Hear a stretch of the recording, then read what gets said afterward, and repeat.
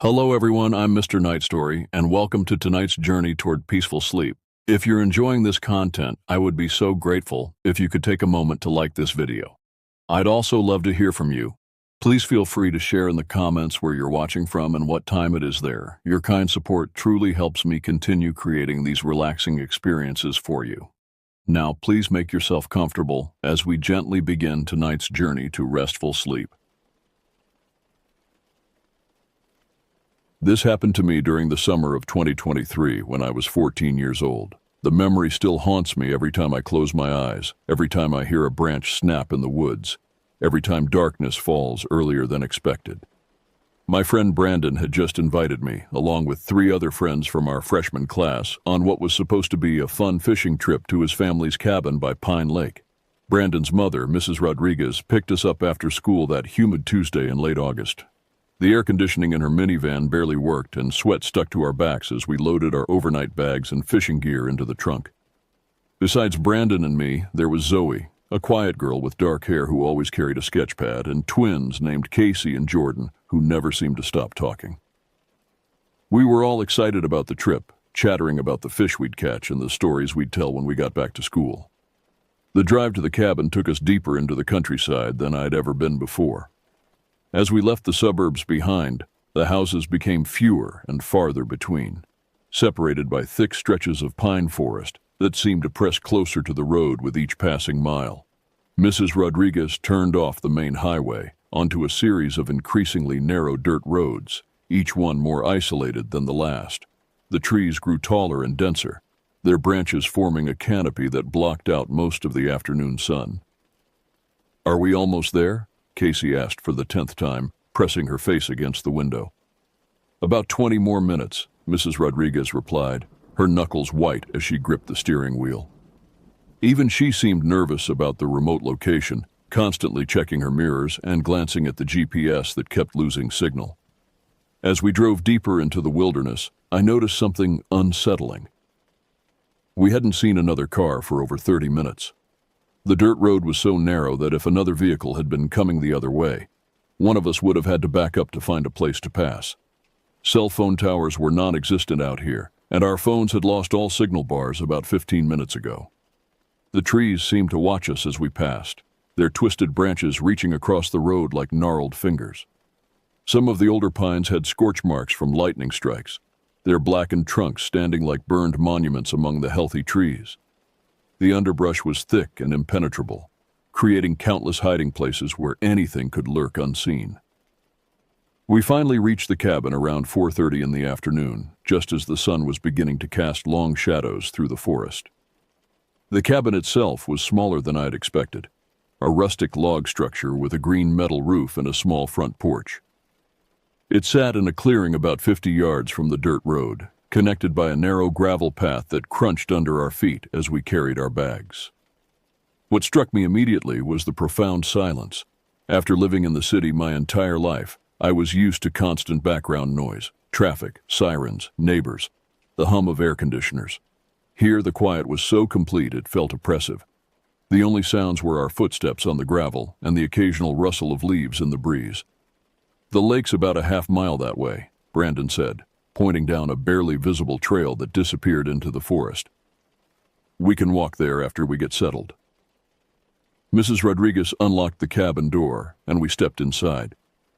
The interior was cramped but cozy, with a small kitchen, a living room with a stone fireplace, and 2 bedrooms.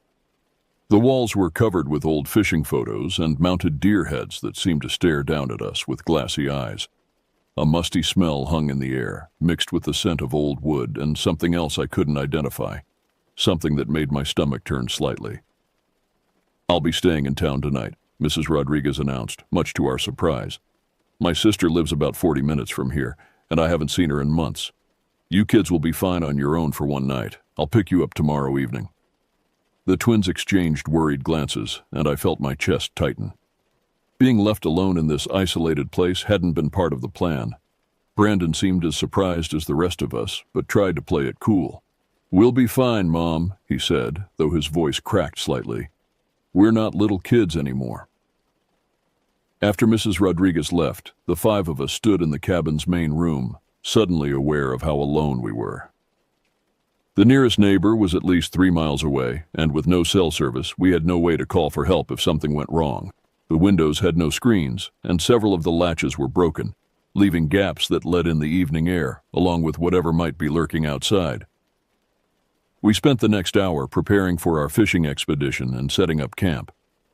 Brandon showed us where his family kept the fishing equipment in a shed behind the cabin. The shed was even more unsettling than the cabin itself, dark and full of shadowy corners where spiders had built elaborate webs. Rusty tools hung from the walls, and animal traps lay scattered on the floor, their metal teeth still sharp and ready to snap. As we organized our gear, I kept having the strange feeling that we were being watched. Every time I turned around, I expected to see someone standing at the edge of the clearing, but there was never anyone there. The feeling persisted, though, like an itch I couldn't scratch. "Did you guys hear that?" Zoe asked suddenly, pausing in the middle of organizing her sketch supplies. We all stopped what we were doing and listened. At first, there was only the usual forest sounds, birds chirping, leaves rustling, the distant creak of tree branches.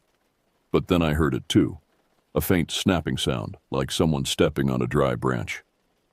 "Probably just a deer," Jordan said, but his voice lacked conviction. The sound came again, closer this time, followed by what sounded like footsteps moving through the underbrush. We all stood perfectly still, straining to hear more. The footsteps seemed to circle around the clearing, staying just inside the tree line where we couldn't see their source. Brandon grabbed a flashlight from the shed and shone it toward the forest. The beam of light cut through the growing darkness, illuminating tree trunks and hanging branches but revealing nothing else. Whatever had been making the sounds had gone silent. "Hello?" Brandon called out, his voice cracking with nervousness. "Is someone there?" No response. The forest had gone completely quiet, as if every living thing was holding its breath. Even the birds had stopped chirping. We finished gathering our supplies in tense silence, each of us jumping at every small sound. The feeling of being watched had intensified, and I found myself constantly looking over my shoulder. The hairs on the back of my neck stood up, and my hands trembled slightly as I handled the fishing equipment. As evening approached, we decided to cook dinner over an open fire pit that Brandon's family had built in the clearing. We gathered kindling and larger branches from the forest, though none of us ventured more than a few yards from the cabin. The shadows between the trees seemed to shift and move, creating shapes that looked almost human before resolving into nothing more than branches and leaves. Brandon's mother had left us hamburgers and hot dogs to cook over the fire, along with ingredients for s'mores. As the flames crackled and sent sparks up into the darkening sky, we tried to recapture the excitement we'd felt during the drive. But the earlier incident with the mysterious sounds had left us all on edge. I sat on a log facing the fire, trying to focus on the warmth and light, rather than the darkness that seemed to press in around us from all sides. The twins sat across from me, their faces pale in the firelight.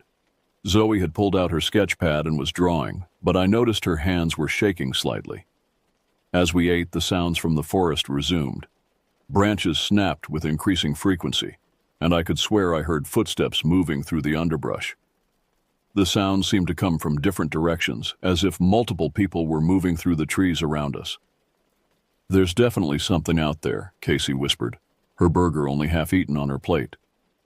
"Maybe we should go inside," Jordan suggested, glancing nervously at the dark tree line.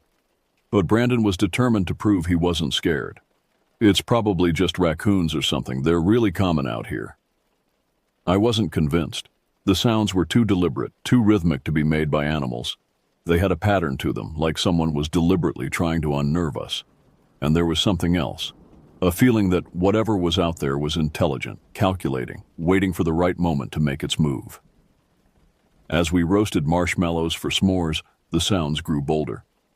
I heard what sounded like someone clearing their throat, followed by a low whistle that seemed to come from directly behind me.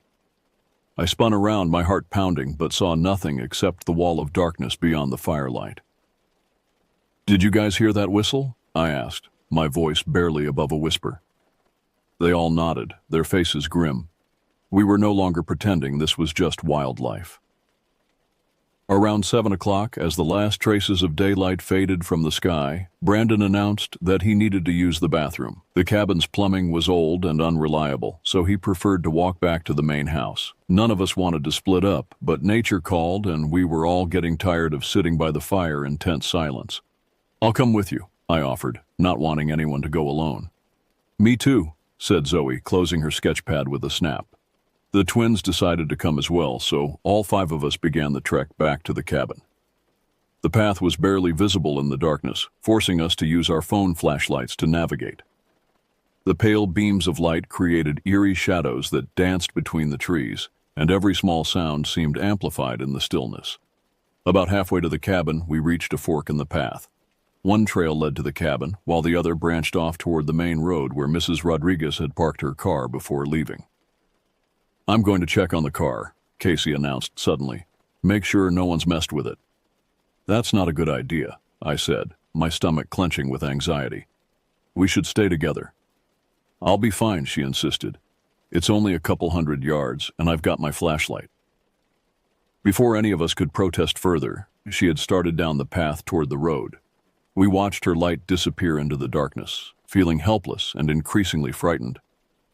"She'll be okay," Jordan said, but I could tell he was trying to convince himself as much as us.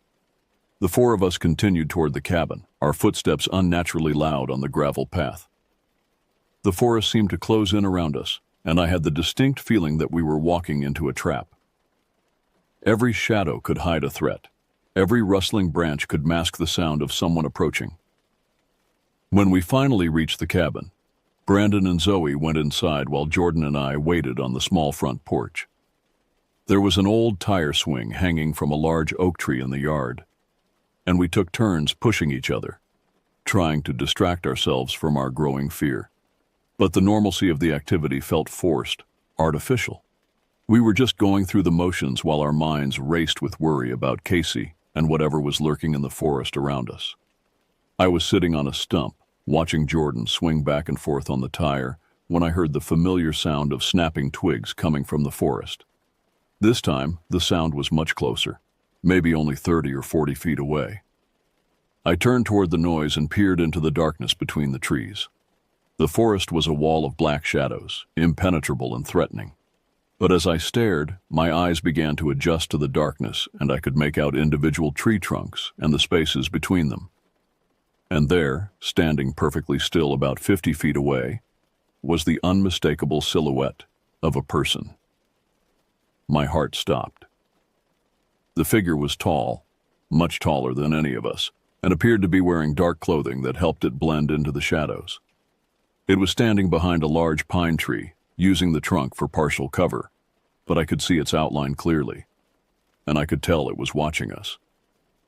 For a moment, neither of us moved. The figure seemed to realize I had spotted it, because it shifted slightly, as if debating whether to retreat or advance. Then, suddenly, it turned and ran deeper into the forest. I could hear its footsteps pounding through the underbrush, growing fainter as it fled. "Jordan," I called out, my voice tight with fear. "There's someone in the woods." He stopped swinging and looked at me with wide eyes. "What do you mean?" "I saw a person, a tall person in dark clothes. They were watching us from behind that big pine tree." Jordan jumped off the swing and came over to where I was standing. "Are you sure? It's pretty dark out here." "I'm positive. And when they saw me looking, they ran away." Just then, Brandon and Zoe came out of the cabin. I immediately told them what I had seen, but their reactions were skeptical.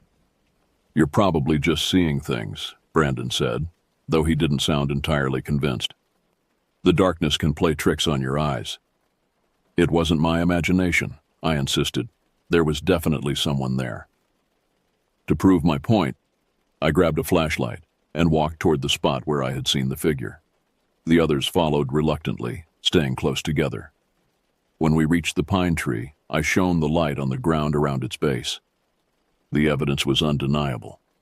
The soft earth was churned up with fresh footprints, large boot prints that were clearly made by an adult.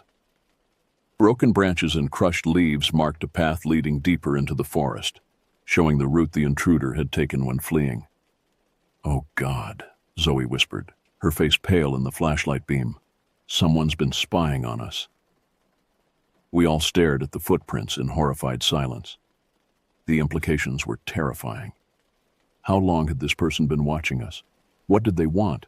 And most importantly, where were they now? Shaken by the discovery, we decided to head back to check on Casey. None of us wanted to admit it, but we were all thinking the same thing. If there was a stranger lurking in the forest, Casey could be in serious danger. We hurried down the path toward the main road, our flashlights creating wild patterns of light and shadow as we moved. The forest seemed more threatening now, full of potential hiding places and ambush points. Every shadow could conceal an attacker. Every sound could herald an assault. As we approached the area where the car was parked, we heard the most bone-chilling, terrifying scream I had ever heard in my life. It was Casey's voice, filled with pure terror and desperation. The sound cut through the night air like a knife, making my blood freeze in my veins. "Casey!" Jordan screamed, and we all broke into a run. We found her sitting in the car with all the doors locked, her face pressed against the window. She was sobbing hysterically, her whole body shaking with terror. The car windows were rolled down about 4 inches, just enough space for someone to reach inside. And there, pressed against the driver's side window, was a man's hand. The hand belonged to a tall figure dressed entirely in black. Black pants, black jacket, black gloves. He was at least 6.5 feet tall, with broad shoulders and a menacing presence. His face was hidden in shadow, but I could see his eyes gleaming in the darkness as he tried to force his hand through the narrow gap in the window.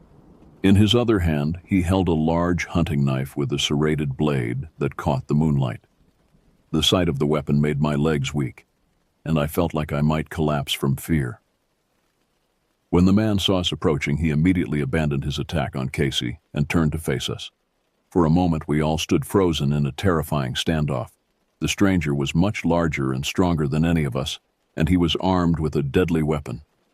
But then Brandon appeared beside us, and I saw that he was carrying something, his father's shotgun from the cabin. His hands were shaking as he pointed it at the intruder, but his voice was steady when he spoke. "Get away from her right now," he said, his finger on the trigger. The man in black seemed to weigh his options for a moment.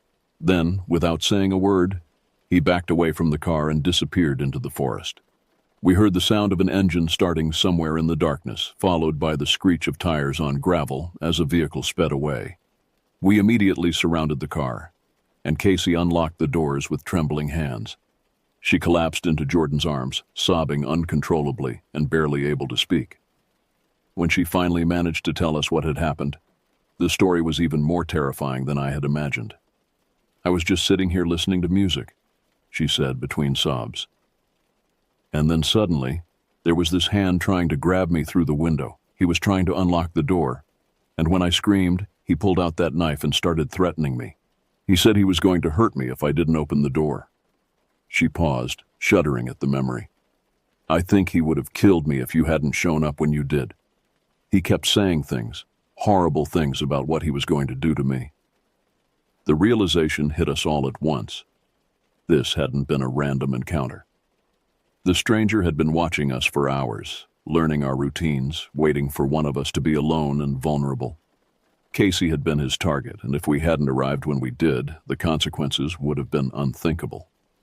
Brandon immediately called his mother on the cabin's landline, and she arrived within an hour with 2 police officers. The officers took our statements and examined the footprints and other evidence we had found. They seemed to take the incident very seriously, especially when they discovered tire tracks from the attacker's vehicle, a red pickup truck that had been parked in the woods near the road. "This person has probably been watching you since you arrived," one of the officers told us. "These types of predators often stake out remote locations like this, waiting for the right opportunity. You kids were very lucky." We packed up our things and left the cabin that night, driven home by Mrs. Rodriguez while the police continued their investigation. The fishing trip that was supposed to be a fun adventure had turned into a nightmare that would haunt us for months to come. In the weeks that followed, we learned that the police had found evidence of a campsite deep in the forest, suggesting that our stalker had been living in the woods for several days. They also discovered that there had been similar incidents at other remote cabins in the area over the past year, though none had escalated to the level of violence we had experienced. The man in black was never caught, despite an extensive investigation.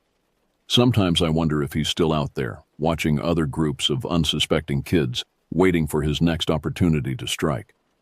The thought keeps me awake at night, and I've never been able to return to any remote location without feeling that familiar sense of being watched. We're all still friends, Casey, Jordan, Zoe, Brandon, and me. But none of us have ever gone camping again, and we probably never will. Some experiences change you forever, and that night at Pine Lake was one of them. We learned that evil doesn't always announce itself with fanfare and drama. Sometimes it lurks in the shadows, patient and calculating, waiting for the perfect moment to reveal itself. And sometimes, if you're very lucky, you escape with your life and nothing more than scars that will never fully heal.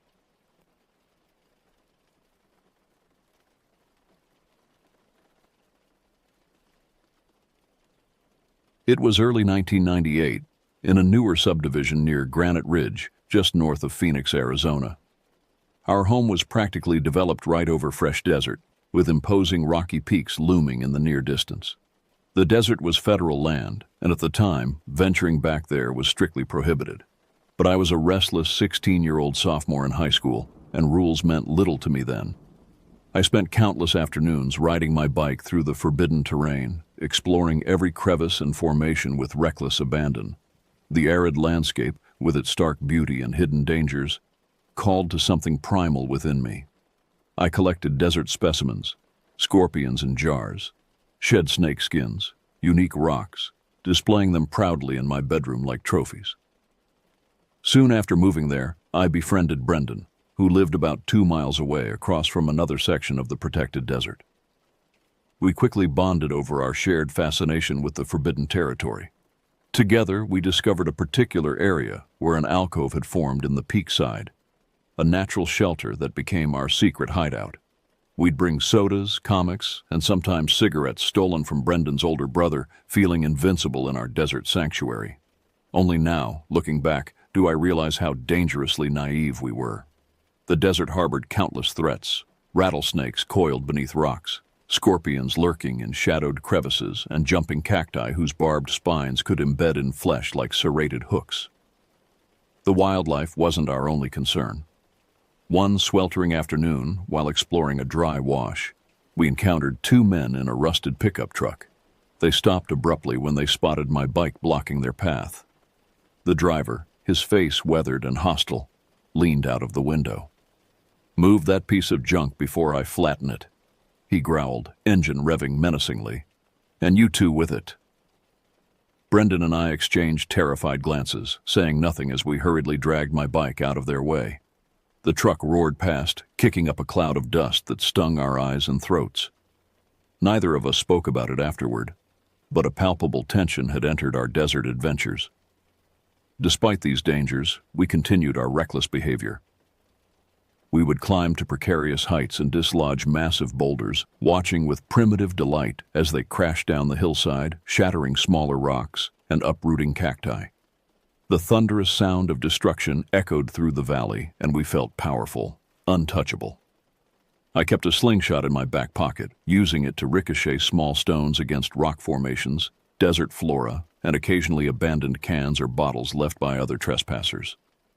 The sharp crack of stone against stone became our desert soundtrack, a persistent challenge to the silence that otherwise dominated the landscape. In the summer of 1999, Brendan's family relocated to Florida. For weeks, I avoided our hideout, the alcove seeming unnaturally empty without his presence. Eventually, however, the desert's pull proved too strong, and I began venturing out alone. The solitude transformed my experience. Without Brendan's constant chatter, I became aware of sounds I'd previously ignored. The whisper of wind through rock crevices, the distant cry of a hawk, the subtle shifting of sand beneath lizards' feet. Sometimes, in the profound stillness, I could swear something else moved just beyond my field of vision, something that retreated whenever I turned to look. During one particularly hot afternoon in July, I decided to collect some jumping cacti to plant along our property line.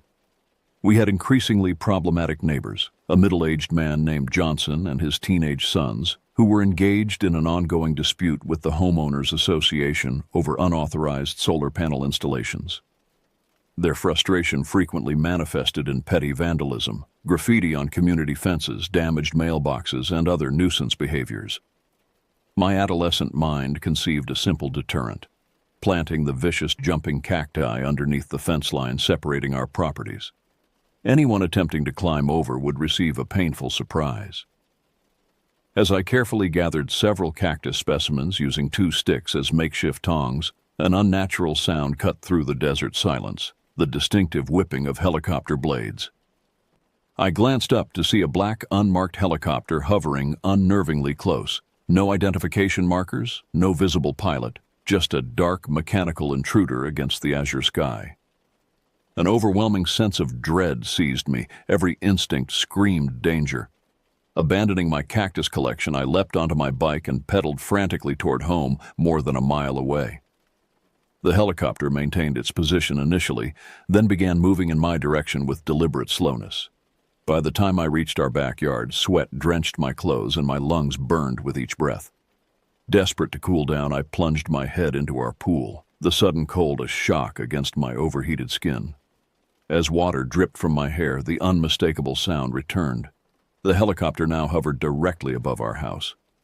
I continued petting our German shepherd, Rusty, with deliberate casualness, refusing to look upward. The dog's ears flattened against his head, his body tense against mine. For several agonizing minutes, the helicopter remained, before finally departing toward the direction of Luke Air Force Base, where we knew they maintained a shooting range beyond the desert area. That night, I couldn't shake the feeling of being watched. As I lay in bed, strange shadows seemed to gather in the corners of my room, dispersing whenever I turned to look directly at them. I fell into a restless sleep filled with fractured dreams of pursuing figures and incomprehensible whispers. The helicopter incident marked the beginning of a disturbing pattern. In the weeks that followed, I experienced increasingly alarming sleep disturbances. I would jolt awake in the middle of the night, disoriented and terrified, often finding myself in bizarre positions, standing beside my bed, crouched in a corner, or once, inexplicably, atop my dresser. More disturbing were the violent episodes. On multiple occasions, I regained consciousness while violently swinging my pillow at unseen assailants, my heart racing and adrenaline coursing through my veins. During these episodes, I would briefly glimpse shadowy forms or misty apparitions that vanished the moment I became fully aware. My parents attributed these incidents to normal teenage stress, suggesting that upcoming college applications and my recent breakup with my girlfriend were manifesting in strange sleep behaviors. I wanted to believe them, but something deeper told me these explanations were inadequate. After graduating high school in 2000, I enrolled in a graphic design program at a technical college in Tempe, Arizona. The early classes required me to leave home well before dawn, and I developed a habit of napping in my car in the school parking lot before classes began. One frigid January morning, I awoke in my car to the distinct sensation of being observed. Opening my eyes, I saw a dark figure standing beside my driver's side window, its features obscured by the early morning gloom. A surge of terror paralyzed me. I tried to scream, but my vocal cords refused to cooperate. I attempted to move my arm toward the knife I kept in the side door compartment, but my limbs felt leaden, immovable. My eyelids grew inexplicably heavy, closing against my will. For what seemed like an eternity, I remained trapped in this paralysis, aware but unable to act. When I finally broke free of the invisible restraint, the figure had vanished and the parking lot was bathed in the normal pink glow of early sunrise. Several other students had arrived, going about their morning routines with casual normalcy. I spent the day in a fog, unable to focus on my classes. That night, I researched sleep paralysis, finding some comfort in the scientific explanation for my experience. Yet the memory of that dark figure remained vivid, refusing to be categorized as a mere hypnagogic hallucination. After completing my degree in 2002, I returned to Washington State, where I had spent my childhood years and where my parents had relocated during my college studies. The familiar landscape of evergreen forests and perpetual mist should have provided comfort after the harsh desert environment, but my sleep disturbances continued. The shadowy visitations became less frequent but more intense. Instead of vague apparitions, I now encountered more defined presences, darker, more substantial, and seemingly conscious. These entities would hover at the foot of my bed or in doorways, observing me with an intelligence that felt malevolent and calculated. In late 2002, I met Veronica, a flight attendant whose warmth and practical nature provided an anchor during this turbulent period.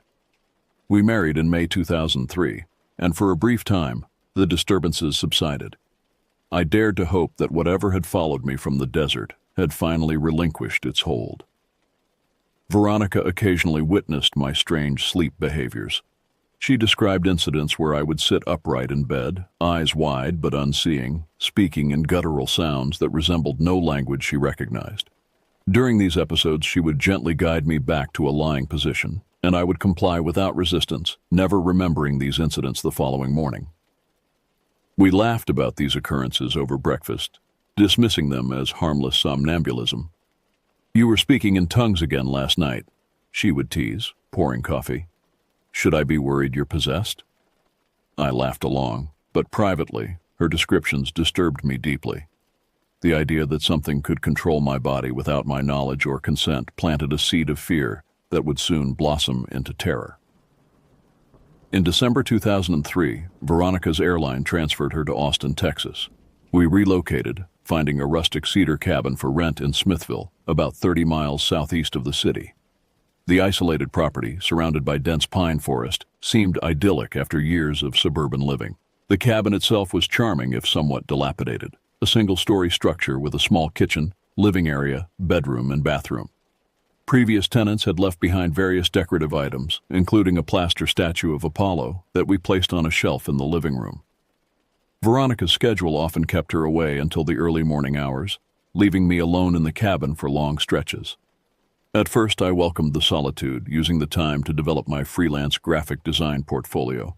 But as winter deepened, the isolation began to feel oppressive. Strange sounds became commonplace, creaking floorboards when I was the only one home, scratching noises from inside the walls, the sensation of footsteps following behind me as I moved through the cabin. I attributed these phenomena to the structure's age and the surrounding wildlife, but doubt gnawed at me. My sleep disturbances returned with increased intensity. I would wake to find myself in unusual locations, standing in the yard at midnight, huddled in the shower fully clothed, or once, terrifyingly, perched on the cabin's roof with no memory of how I'd climbed there. Veronica grew concerned, suggesting I consult a sleep specialist. I agreed, but appointments were scheduled months out due to the rural location. In the meantime, I began recording myself sleeping using a video camera borrowed from a friend. The footage revealed nothing unusual, just my restless turning and occasional mumbling, until the night of June 17, 2004. That evening began normally enough. I closed at my design job around 9 p.m. and returned to the cabin, where I microwaved leftover pasta and opened a beer. Veronica had texted earlier to say her flight was delayed, so she wouldn't be home until after 2 a.m. I spent a few hours working on a logo design while listening to music, eventually falling asleep on the couch around 11:30 p.m. What happened next exists in my memory as a series of fractured images and sensations, supplemented by Veronica's terrified account. According to her, she arrived home at approximately 2:30 a.m. As she approached the cabin, she heard what sounded like multiple large dogs circling the structure, their growls low and threatening. Alarmed, she hurried inside, locking the door behind her. The interior was pitch black, but the growling hadn't ceased. Instead, it now emanated from our bedroom.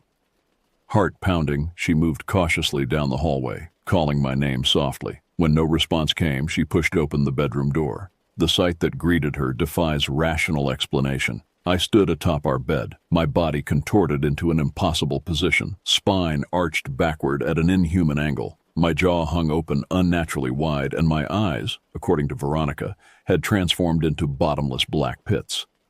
Initially assuming I was experiencing another sleepwalking episode, she approached to guide me back to bed as she had done countless times before. "Honey," she called softly, "you're dreaming again. Let's get you lying down." What happened next nearly cost her life. With a movement too quick to follow, I launched myself at her, hands closing around her throat with inhuman strength. She described looking into my face and seeing nothing of the person she knew. Only a malevolent entity using my body as its vessel. Fighting for her life, she kicked and struck at me repeatedly, yet I showed no reaction to blows that should have caused significant pain. Her screams echoed through the cabin as she called my name desperately, hoping to reach whatever remained of my consciousness. "This isn't you," she cried between gasps for air. "Fight it, come back to me." From my perspective, I experienced this event as though trapped behind a veil, aware but unable to control my actions.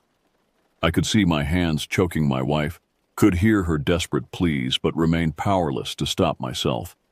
Something else occupied my body, using my strength for its malevolent purpose. The bedroom door, which had been open when Veronica entered, slammed shut with violent force despite neither of us being near it. Our cat Saber, normally affectionate and calm, raced around the room in frantic circles, yowling in apparent terror. After what seemed an eternity, but was likely only minutes, I felt the foreign presence beginning to weaken. With immense effort, I fought to reclaim control of my body. The struggle manifested physically. My limbs trembled violently, my head jerked from side to side, and from my throat came sounds no human should be capable of producing. The noise that emerged can only be described as a demonic screeching, multitonal and layered, as though multiple entities were screaming simultaneously. The sound was so horrific that Veronica later said it affected her on a physical level, causing nausea and disorientation. When I finally managed to speak, intending to reassure Veronica that I was regaining control, my voice emerged distorted and deepened to an impossible register. "It's okay now," I attempted to say, but the words came out warped and threatening. "No," Veronica whispered, backing away. "It's not you." Gradually, the presence receded completely, leaving me exhausted and trembling.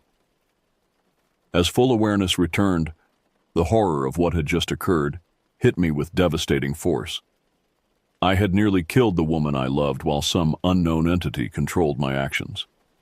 We spent the remainder of the night huddled together in the living room, lights blazing, too terrified to return to the bedroom. Sleep was impossible. Instead, we prayed fervently, a significant act for me as I had long considered faith pointless and prayer futile. In that moment of absolute terror, however, I found myself begging for divine protection with genuine desperation. Morning brought no relief. As I stepped outside to retrieve the newspaper, an unnatural cold enveloped me despite the June heat. The hair on my neck and arms stood on end, and an overwhelming sensation of being watched permeated the air. Something hostile lingered just beyond perception, radiating malice. Veronica, still shaken from the night's events, drove to a nearby Catholic church, returning with holy water that she sprinkled throughout the cabin. I watched in silence, no longer skeptical of such protective measures. We also placed small crosses above doorways and windows, anything that might prevent another incident. For 2 weeks, an uneasy calm prevailed. I slept fitfully but experienced no further episodes of sleepwalking or possession. Veronica and I rarely discussed what had happened, as though verbalizing the experience might somehow invite its return. Then, on a night when Veronica worked a late flight, I awoke suddenly around 3 a.m. with the distinct sensation of being observed. Opening my eyes, I saw the Apollo statue we'd placed in the living room now standing inexplicably on my bedside table. More disturbing were its eyes. Once merely painted plaster, they now glowed with an eerie blue luminescence. My initial thought was that moonlight was creating the effect. To test this theory, I grabbed the statue and carried it to the bathroom, the darkest room in the cabin with no windows. Even there, in complete darkness, the eyes continued their supernatural glow.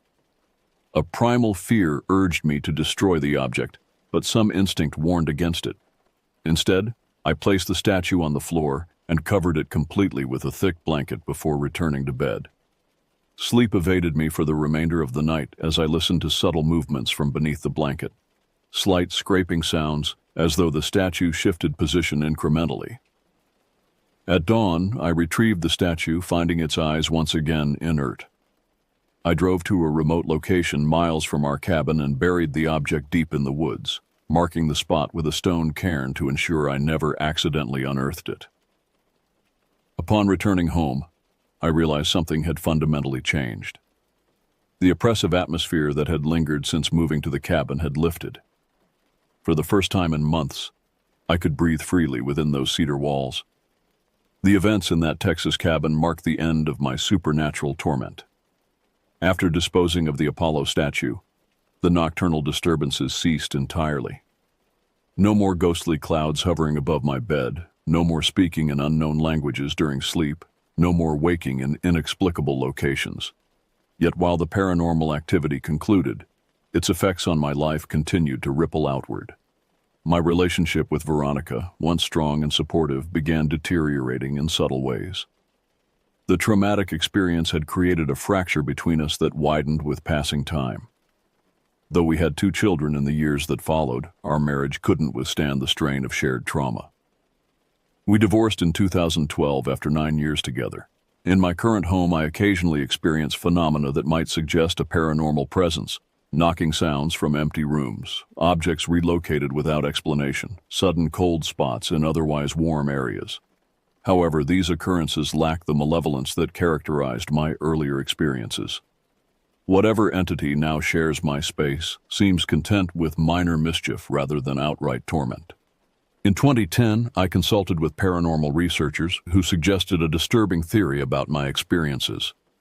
They believed my teenage activities in the Arizona desert, the destructive boulder rolling, the ricochet of stones against sacred formations, the general disrespect for an ancient landscape, may have attracted a malevolent entity known in Navajo tradition as a skinwalker. According to their theory, this entity attached itself to me during those formative years, gradually strengthening its connection until it could influence my unconscious mind and, eventually, attempt complete possession. The Apollo statue, they suggested, may have served as a conduit or vessel, explaining why its disposal marked the end of the more violent manifestations. I remain skeptical of this specific explanation, but I cannot deny the reality of what I experienced. Something beyond scientific understanding targeted me, nearly destroyed my marriage, and fundamentally altered my perception of reality. My worldview has shifted dramatically since those terrifying years. While I still avoid organized religion, I maintain a profound belief in forces beyond human comprehension and the importance of respecting spaces and energies we don't fully understand. I've learned that genuine terror often stems not from the supernatural itself, but from the realization that our understanding of reality is incomplete and fragile. For those who have never experienced such phenomena, these accounts may seem like fabrications or the delusions of an unstable mind. Before my experiences began, I too would have dismissed such stories. Now I understand that some truths can only be learned through direct experience, no matter how unwilling the student. I share this account not to convince skeptics or seek validation, but as a warning. There exist in this world boundaries that should not be crossed and ancient forces that should not be disturbed. My reckless teenage explorations awakened something that hunted me across thousands of miles and nearly claimed my life. Sometimes, lying awake at night, I wonder if it truly abandoned its pursuit or merely retreated temporarily. Perhaps it waits still, gathering strength for another attempt. This uncertainty is the final horror of my experience, knowing that some doors, once opened, can never be truly closed again.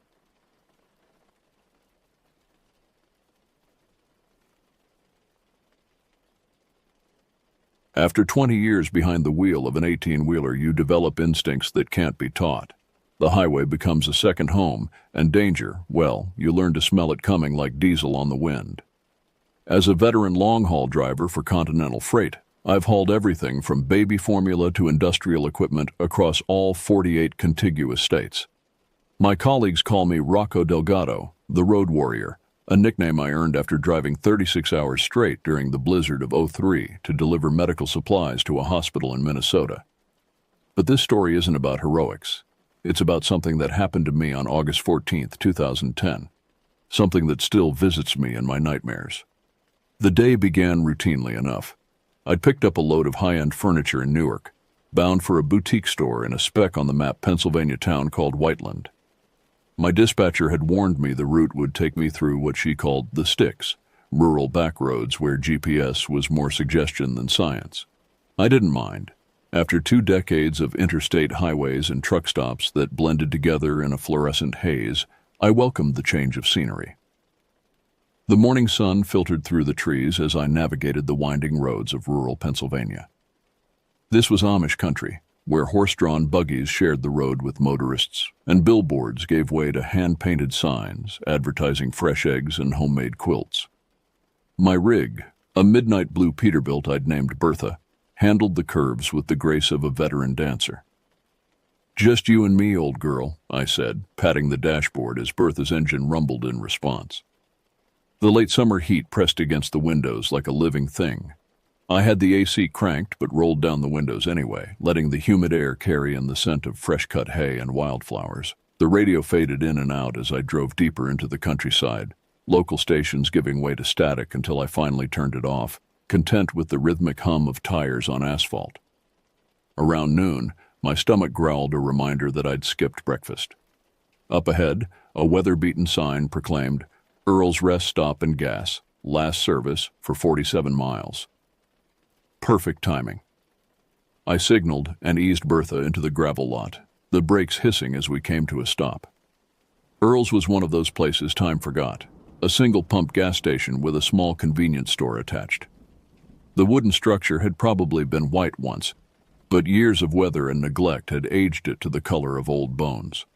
A couple of picnic tables sat beneath an ancient oak tree, its sprawling branches offering the only real shade in sight. I climbed down from the cab, my joints popping in protest after hours of sitting. The heat hit me like a physical force, instantly plastering my shirt to my back. I stretched, rolling my shoulders to work out the kinks, and headed inside. A bell above the door announced my entrance. The interior was dim and cool, the ancient air conditioner rattling but functional. Shelves of dusty merchandise lined the walls, everything from canned goods to fishing tackle.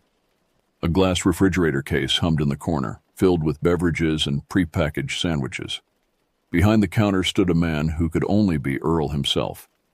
He had the weathered look of someone who'd spent decades under the sun, his skin leathery and creased like an old baseball glove.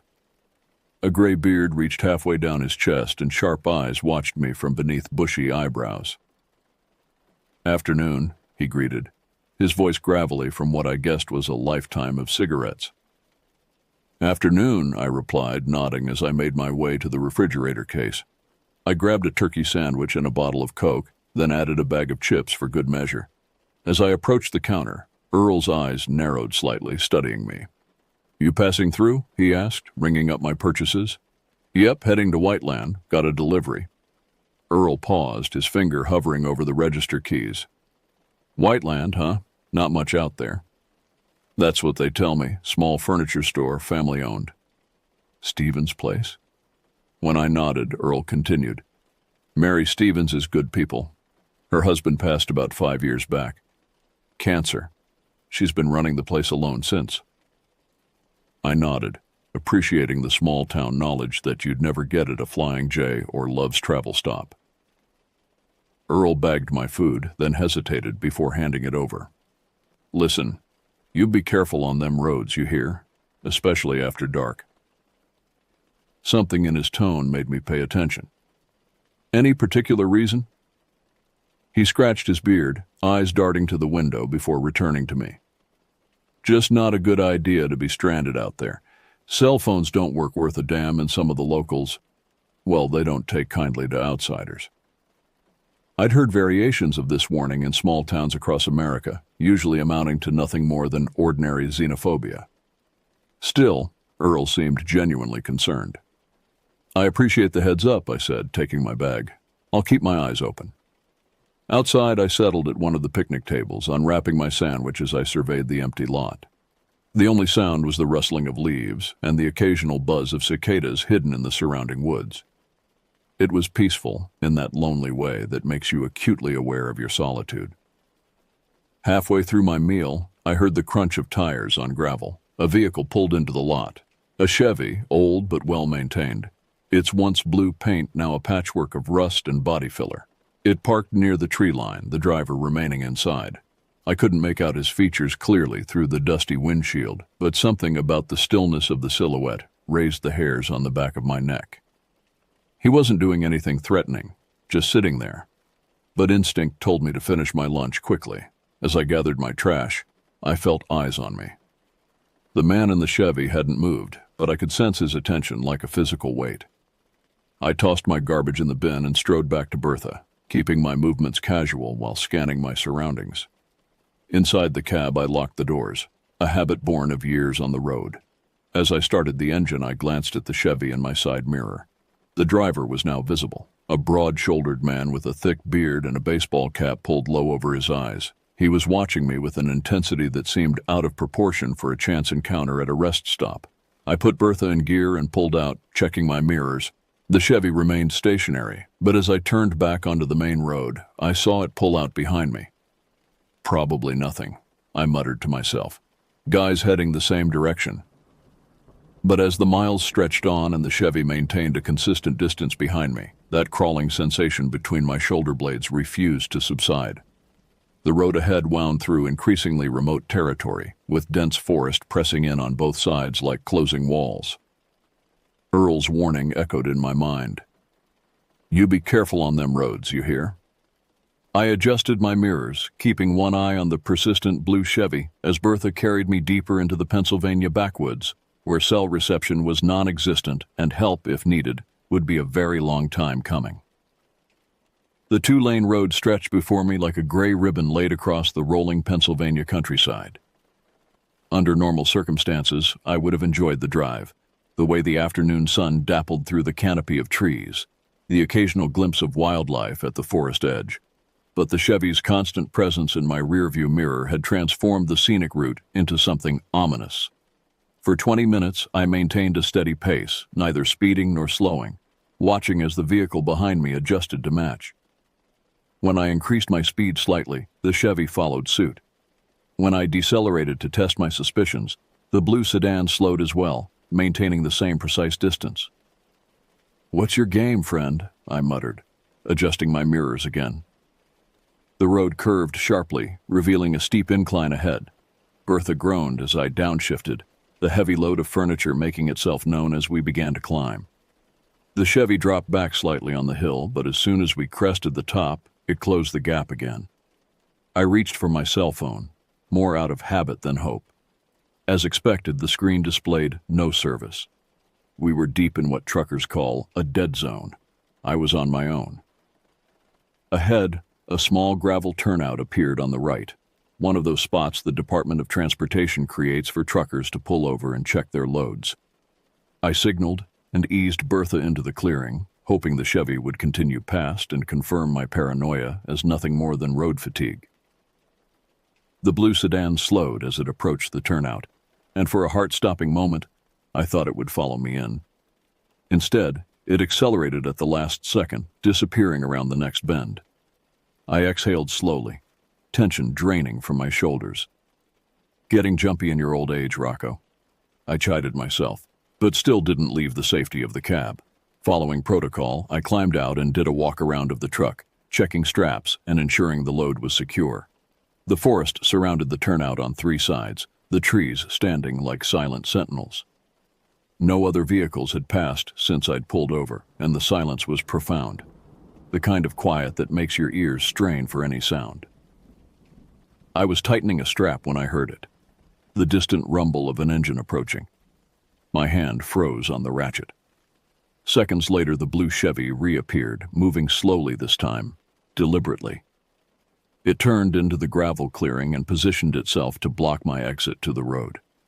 My heart hammered against my ribs as I moved quickly back toward the driver's side door. Before I could reach it, the Chevy's door swung open. The man who emerged was imposing, 6 foot something of solid mass, with a thick beard that covered most of his face. His eyes were hidden behind reflective sunglasses, but I could feel them fixed on me. He wore faded jeans, work boots, and a flannel shirt with the sleeves cut off, revealing muscular arms covered in crude tattoos.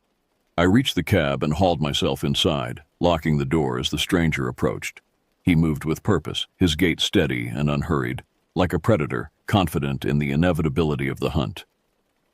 "Can I help you?" I called through the partially opened window, fighting to keep my voice level. He didn't respond. just kept coming. I reached for my phone again, knowing it was useless but needing to do something. The screen remained stubbornly dark, no bars of service to be found. The man reached the door and tested the handle, finding it locked. A smile, or something like it, twisted beneath his beard. Without warning, he pounded his fist against the window, the impact reverberating through the cab. "What do you want?" I demanded, anger temporarily overriding fear. Still silent, he pounded again, harder this time. I remembered the tire iron I kept secured under the seat, a precaution from years on the road. Without taking my eyes off the stranger, I reached down and felt the cold metal against my palm. I pulled it free and held it up where he could see it. "Back off, buddy," I warned. "I don't want trouble, but I'm not looking to be anybody's victim today." The man's expression changed then, not fear, but something like amusement.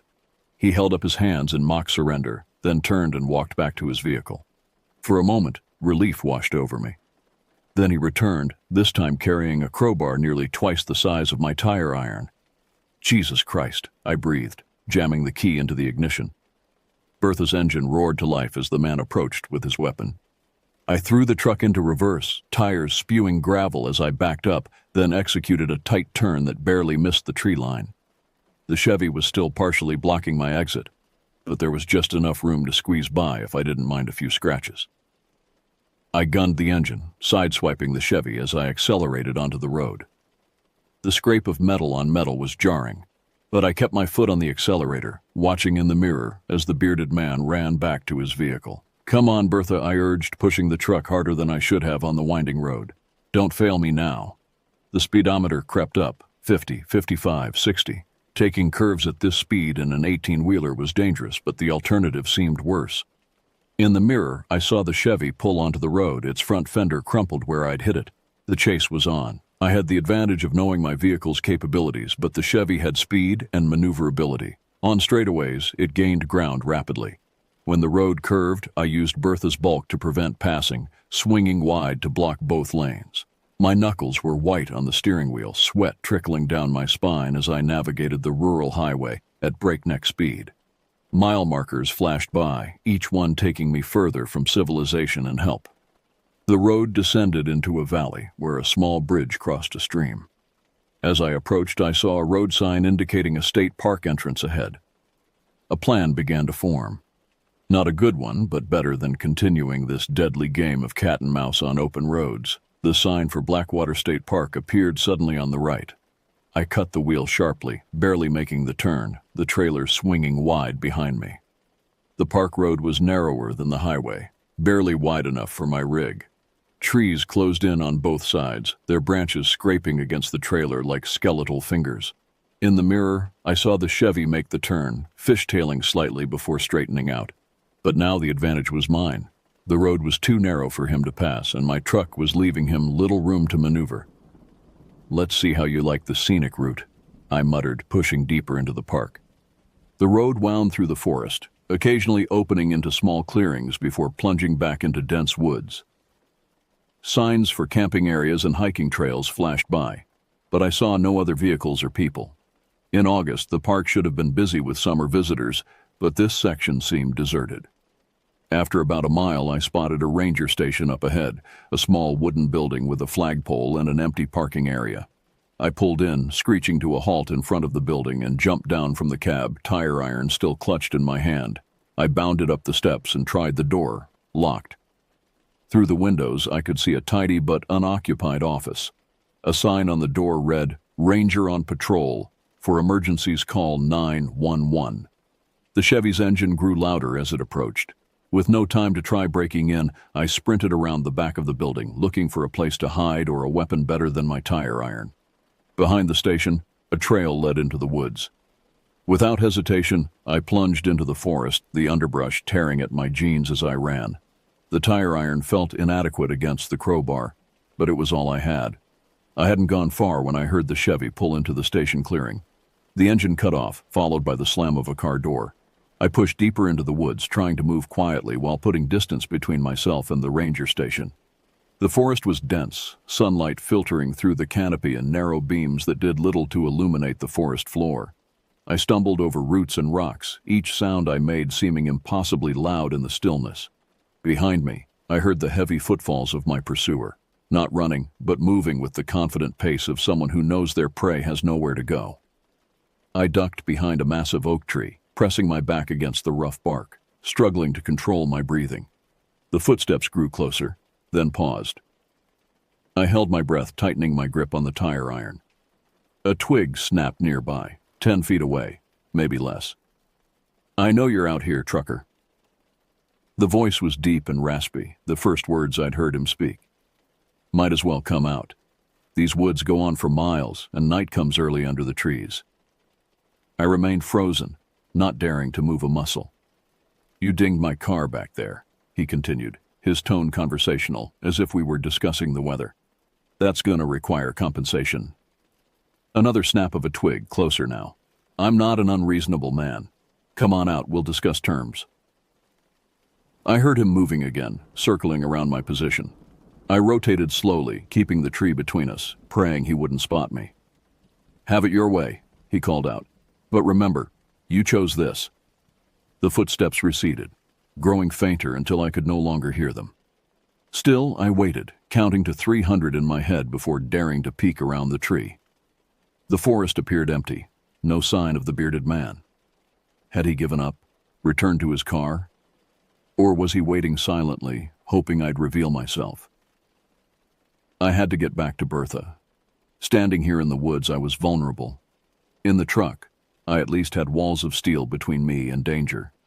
Moving as quietly as possible, I began to retrace my steps toward the ranger station, pausing frequently to listen. The forest seemed to hold its breath around me, the only sounds the occasional call of a bird and the pounding of my own heart. As the ranger station came into view between the trees, I dropped to a crouch, scanning the clearing. The Chevy was still there, but there was no sign of its driver. My truck sat where I'd left it, the driver's door still open. I waited, watching for any movement, any hint of an ambush. Minutes stretched by with no sign of the bearded man. I had to make a decision, stay hidden and hope for help to arrive, or make a dash for the truck. The choice was made for me when I heard a vehicle approaching on the park road, the rumble of an engine growing louder. I couldn't see it from my position, but it sounded larger than the Chevy. A park ranger, perhaps, or other visitors. It was now or never. I sprinted from the tree line, crossing the open ground to Bertha in seconds that felt like hours. I threw myself into the cab, slammed the door, and jabbed the key into the ignition. As the engine roared to life, I looked up to see the bearded man step out from behind the ranger station, crowbar in hand. Our eyes locked for a moment, his still hidden behind those reflective sunglasses, mine wide with fear and determination. Then I slammed Bertha into gear and peeled out of the clearing, back onto the park road. In the rearview mirror, I saw him standing there, watching me go. He made no move to follow, no rush back to his vehicle. He simply stood, crowbar dangling at his side, as if confident our paths would cross again. As I navigated back toward the highway, an SUV with Blackwater State Park emblazoned on its side passed me going the opposite direction, the vehicle I'd heard approaching. I considered flagging it down, but decided against it. The bearded man might be spinning his own story to the ranger even now, and I needed to make my delivery and get as far from these woods as possible. Back on the main road, I pushed Bertha to her limits, eager to reach white land and civilization. But as the miles passed and the adrenaline began to subside, questions plagued me. Who was the bearded man? What did he want?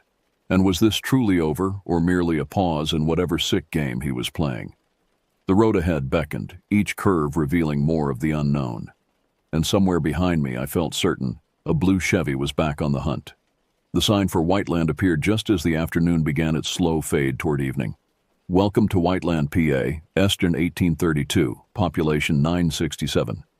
Below that, someone had added a hand-painted addition, home of the annual Apple Harvest Festival. The cheerful greeting stood in stark contrast to the knot of tension that had settled between my shoulder blades. I eased Bertha onto the town's main street, which was exactly what you'd expect in a community this size. A single thoroughfare lined with brick buildings, most dating back to the early 1900s. A hardware store, a diner, a small grocery, and a handful of specialty shops made up the business district. American flags hung from lampposts, and flower baskets added splashes of color to the sidewalks. On any other day, I might have found it charming. Today, every shadow seemed to hide a threat, every parked car a potential ambush.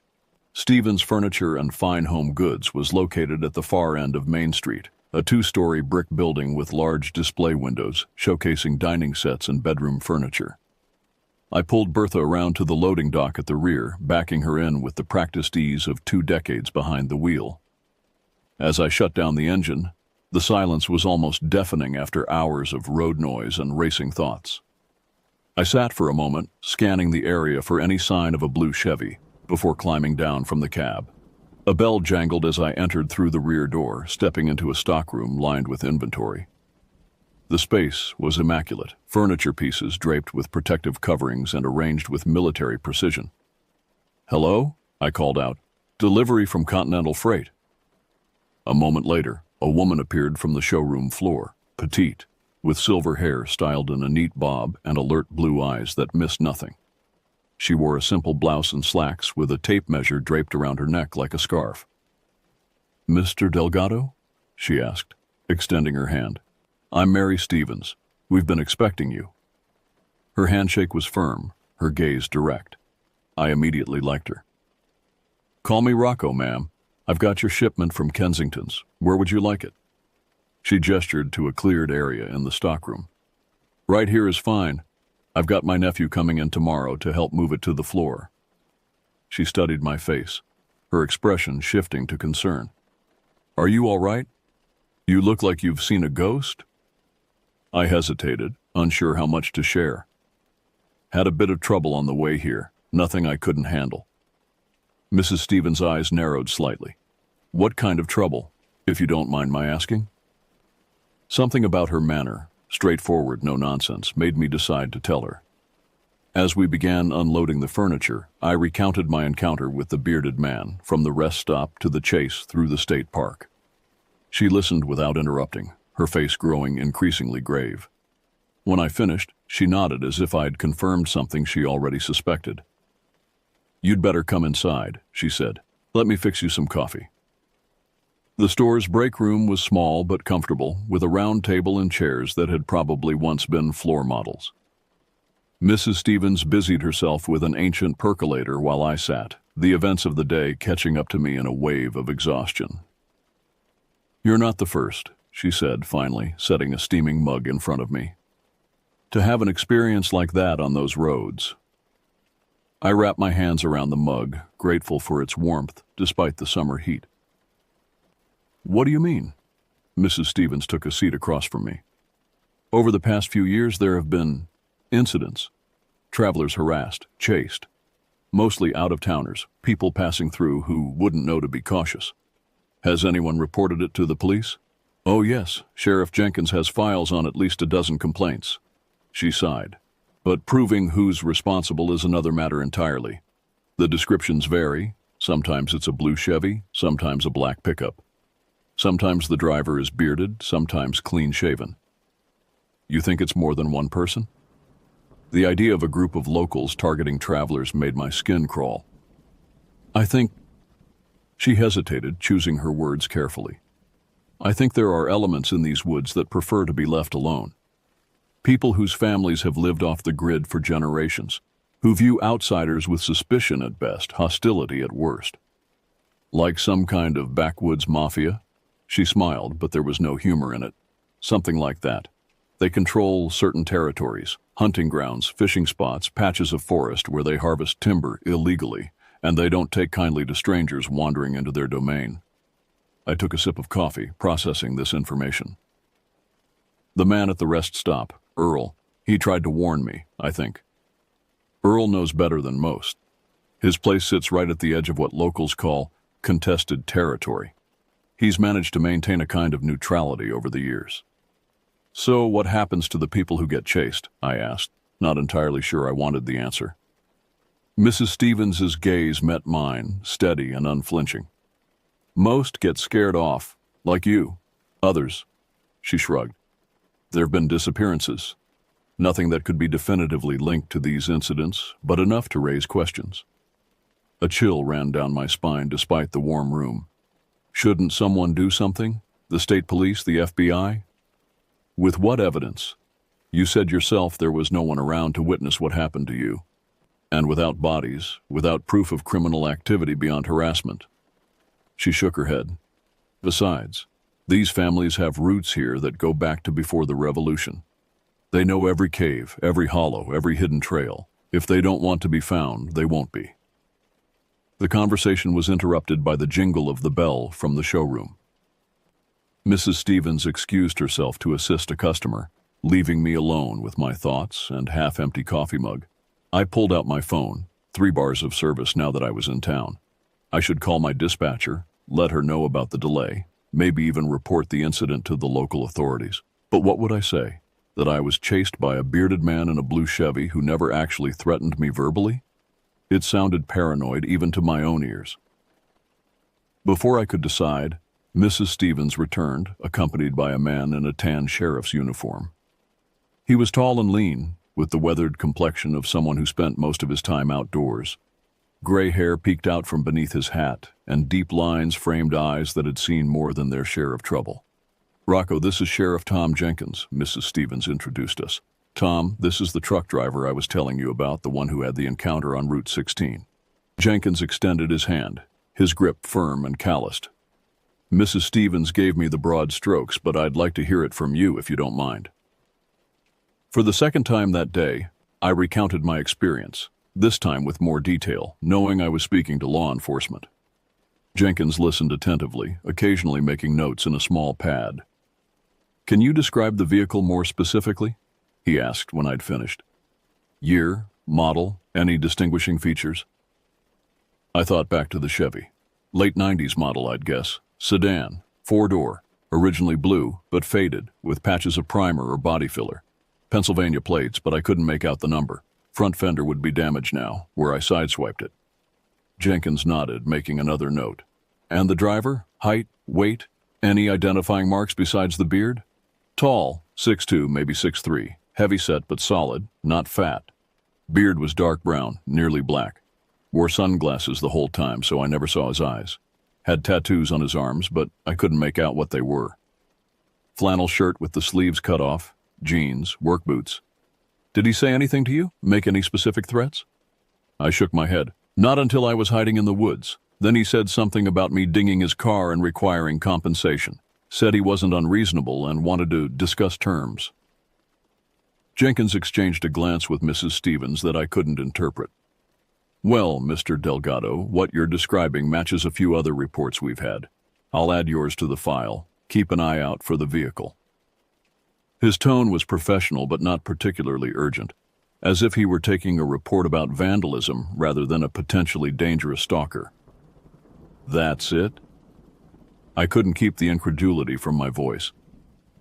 This guy chased me through a state park with a crowbar, and all you're going to do is add it to the file? Jenkins didn't seem offended by my outburst. I understand your frustration, sir, but the reality is, no crime was actually committed. He didn't assault you, didn't explicitly threaten you. Harassment, maybe, but even that would be hard to prove without witnesses. He had a crowbar, which isn't illegal to possess. Jenkins's tone remained patient. Look, I'm not dismissing what happened to you. It's concerning, and it fits a pattern we've been tracking. But my jurisdiction is limited, my resources even more so. Mrs. Stevens placed a hand on my arm. Tom does what he can, Rocco. But these woods... She glanced toward the window where twilight was beginning to settle over the town. They have their own rules, their own justice. Jenkins cleared his throat. That said, I'd advise you not to take the same route out of town that you came in on. There's a longer way around, adds about 40 minutes to your drive, but it sticks to main roads, passes through more populated areas. He pulled out a map and traced an alternate route with his finger. Take Route 29 south to the interstate, then loop back west. Avoid Route 16 and anything that cuts through the state forest. I studied the route, committing it to memory. You think he's still out there, waiting? Jenkins folded the map and handed it to me. I think it's better not to find out. After taking my contact information, the sheriff excused himself, promising to be in touch if anything developed. As the bell jingled behind him, Mrs. Stevens sighed. He's a good man, Tom. Been sheriff here for almost 30 years. But even he knows there are places in these hills where his badge doesn't carry much weight. I helped her finish unloading the furniture, both of us working in companionable silence. When the last piece was in place, she insisted on feeding me before I hit the road again. There's a diner across the street, Maggie's.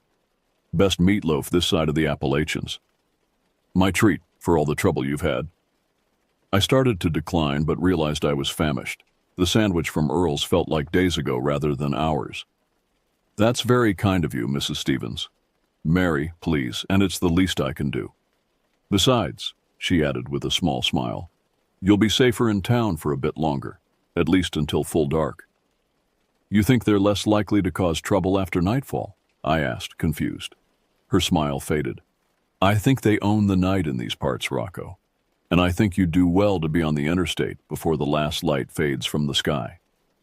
Maggie's diner was a slice of Americana frozen in time, red vinyl booths, black and white checkered floor, and a jukebox in the corner playing hits from the 50s and 60s. A handful of locals occupied tables, their conversations creating a gentle buzz of background noise. Mrs. Stevens, Mary, led me to a booth by the window, where we could see Main Street and the gradual transition from day to evening. The waitress, a middle-aged woman with a name tag that read Darlene, greeted Mary like an old friend. The usual, Mary? She asked, pencil poised over her order pad. Please, and my friend here will have the meatloaf special. I raised an eyebrow at her ordering for me, but she just winked. Trust me. When Darlene left, I leaned forward, keeping my voice low. Tell me more about these people, the ones in the woods. How long has this been going on? Mary considered the question, absently stirring her water with a straw. The families themselves have been here forever. The Blackwaters, the Kinseys, the Thorntons. They were here before Whiteland was even a town. They served in the Revolution, owned logging operations during the timber boom, ran moonshine during Prohibition. And now? She shrugged. Some work legitimate jobs. Others don't. There are rumors about meth labs deep in the forest, poaching operations, chop shops for stolen vehicles. Nothing anyone can prove. But the harassment of travelers, that's more recent? It picked up after they started expanding the state park about 5 years ago. The government seized some land through eminent domain, including parcels that had been in these families for generations. Our food arrived. Meatloaf for me, a chef's salad for Mary. She was right about the quality. The meatloaf was perhaps the best I'd ever tasted, seasoned perfectly and accompanied by real mashed potatoes and gravy. As we ate, Mary continued her history lesson, painting a picture of a community divided, the town proper with its law-abiding citizens and quaint charm, and the surrounding wilderness, where different rules applied. Most of us in town have learned to coexist with them, she explained. We don't go where we're not wanted, they leave us alone for the most part. It's outsiders who bear the brunt of their territorial instincts. But why target random travelers? What does that accomplish? Mary dabbed at her lips with a napkin. Fear is a powerful deterrent, Rocco. If word gets around that these back roads aren't safe, fewer people use them. Fewer hikers venture into certain parts of the forest, less scrutiny of what goes on in those areas. It made a twisted kind of sense, I had to admit. And the authorities just allow this? It's complicated. These families have connections, cousins on the town council, nephews in the state police. And like Tom said, proving anything is nearly impossible. No one talks, no one testifies. Through the window, I watched as streetlights flickered on along Main Street. The sky had deepened to purple, the first stars appearing like distant beacons. A sense of urgency gripped me. I needed to be on the road, following Jenkins' suggested route to the interstate. Mary seemed to sense my anxiety. You should get going. It's a beautiful night for driving. I paid for our meal despite her protests, thanking her for the information and the company. Outside, the air had cooled slightly, carrying the scent of pine from the surrounding forest. Be careful out there, Mary said as we parted. Stick to the route Tom showed you. I will, and thank you for everything. She nodded, then added, Oh, and Rocco, if you do make deliveries this way again, come during daylight hours. and maybe consider carrying something more substantial than a tire iron. The implied suggestion wasn't lost on me. I smiled grimly and headed for my truck. Bertha started on the first try, her engine a comforting rumble in the quiet town. I pulled away from Stevens Furniture, following Main Street to its eastern end, where it connected with Route 29, the safer path Jenkins had recommended. The town quickly fell away behind me, replaced by open farmland bathed in the silvery light of a rising moon. I kept my speed steady, eyes constantly checking mirrors, scanning the road ahead. The radio picked up a classic rock station, and I turned it up, grateful for the company. For the first half hour, the drive was uneventful. Route 29 was well maintained, with actual shoulders and reflective markers. Traffic was sparse but present, the occasional car or pickup, a few tractor-trailers like mine. Each set of headlights in my mirror caused a spike of anxiety until they either passed me or turned off. I was beginning to relax, convinced I'd left the danger behind in those woods, when I noticed a vehicle that had been behind me for several miles. It was keeping a consistent distance, not too close, not falling behind. Its headlights were distinctive, one slightly dimmer than the other, like a lazy eye. "Don't be paranoid," I muttered to myself. Plenty of people use this road. Still, I found myself watching it more than was strictly necessary. When I increased my speed slightly, the vehicle matched me. When I tapped my brakes, it slowed as well. I was approaching a small town, Riverdale, according to the signs. The main street was brightly lit, with a few businesses still open despite the hour. I made a sudden decision, signaling and pulling into the parking lot of a gas station. The vehicle continued past, not a Chevy, but a dark-colored pickup truck. I caught only a glimpse of the driver as it passed under a streetlight, a silhouette that revealed nothing except that he was alone. I waited 5 minutes, then pulled back onto Route 29, telling myself I was being ridiculous. The interstate was less than 30 miles ahead now. Once there, I'd be surrounded by traffic, safe in the anonymity of the highway system. The road leaving Riverdale curved through low hills, occasionally offering views of the valley below. In daylight, it would have been picturesque. At night, with my nerves on edge, every shadow seemed to conceal a threat. 10 miles outside of town, I spotted headlights in my mirror again, the same uneven pair, growing steadily larger as the vehicle gained ground. My pulse quickened. It could be a coincidence, of course. The same driver, having stopped briefly himself, now back on the road. Or it could be something else entirely. I pressed harder on the accelerator, pushing Bertha toward her upper limits. The headlights fell back slightly, then began to close the gap again. Whoever was driving knew these roads well, taking curves at speeds that would be suicidal for someone unfamiliar with the terrain. Up ahead, I saw the glow of interstate lights on the horizon. Civilization, safety. Just a few more miles. The pickup was close now, close enough that I could make out its outline, an older model Ford, dark green or black. It swung out suddenly, accelerating into the oncoming lane. For a terrifying moment, I thought it was going to try to force me off the road. Instead, it pulled alongside me, pacing my truck. I kept my eyes forward, hands tight on the wheel, but I could feel the driver watching me. Then, without warning, the pickup swerved toward me. I jerked the wheel, narrowly avoiding collision. The pickup dropped back, then surged forward again, this time pulling ahead and cutting in front of me with inches to spare. "Son of a bitch," I swore, hitting the brakes hard. The pickup slowed as well, matching my decreased speed, trapping me behind it. Then its brake lights flashed, once, twice, 3 times. A signal.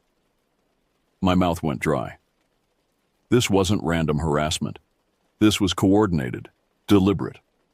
The interstate entrance was visible now, less than a mile ahead. If I could reach it. The pickup's window rolled down and an arm emerged, waving something I couldn't identify at first. As we passed under a streetlight, I saw it clearly. A crowbar, the metal gleaming in the artificial light. It was him, or one of his associates. The message was clear. "We're not finished." The arm withdrew, and the pickup suddenly accelerated, speeding toward the interstate entrance. It took the on-ramp at dangerous speed, fishtailing slightly before disappearing onto the highway. I followed more cautiously, heart pounding, scanning the traffic for the dark pickup. It was nowhere to be seen, having either exited immediately or blended in with the steady flow of vehicles. For the next 100 miles, I drove in a state of hypervigilance, scrutinizing every vehicle that came near me, expecting at any moment to see the pickup or the blue Chevy materialize from the darkness. But as the miles accumulated and the Pennsylvania landscape gave way to Ohio, the tension gradually began to ease. By the time I crossed into Indiana, exhaustion had replaced fear. I pulled into a large truck stop outside of Fort Wayne, a brightly lit, bustling oasis of diesel pumps and fast food restaurants. The parking lot was filled with dozens of semis, drivers either sleeping in their cabs or socializing in the restaurant. I found a spot among them, securing Bertha for the night. Inside the truck stop, I showered, changed, and grabbed a quick meal, the normalcy of the routine helping to ground me after the surreal events of the day. Later, lying in the sleeper berth with the doors locked and curtains drawn, I replayed every moment of the encounter in my mind. The bearded man's face, Mary's warnings, the pickup on Route 29 with its uneven headlights and ominous signal.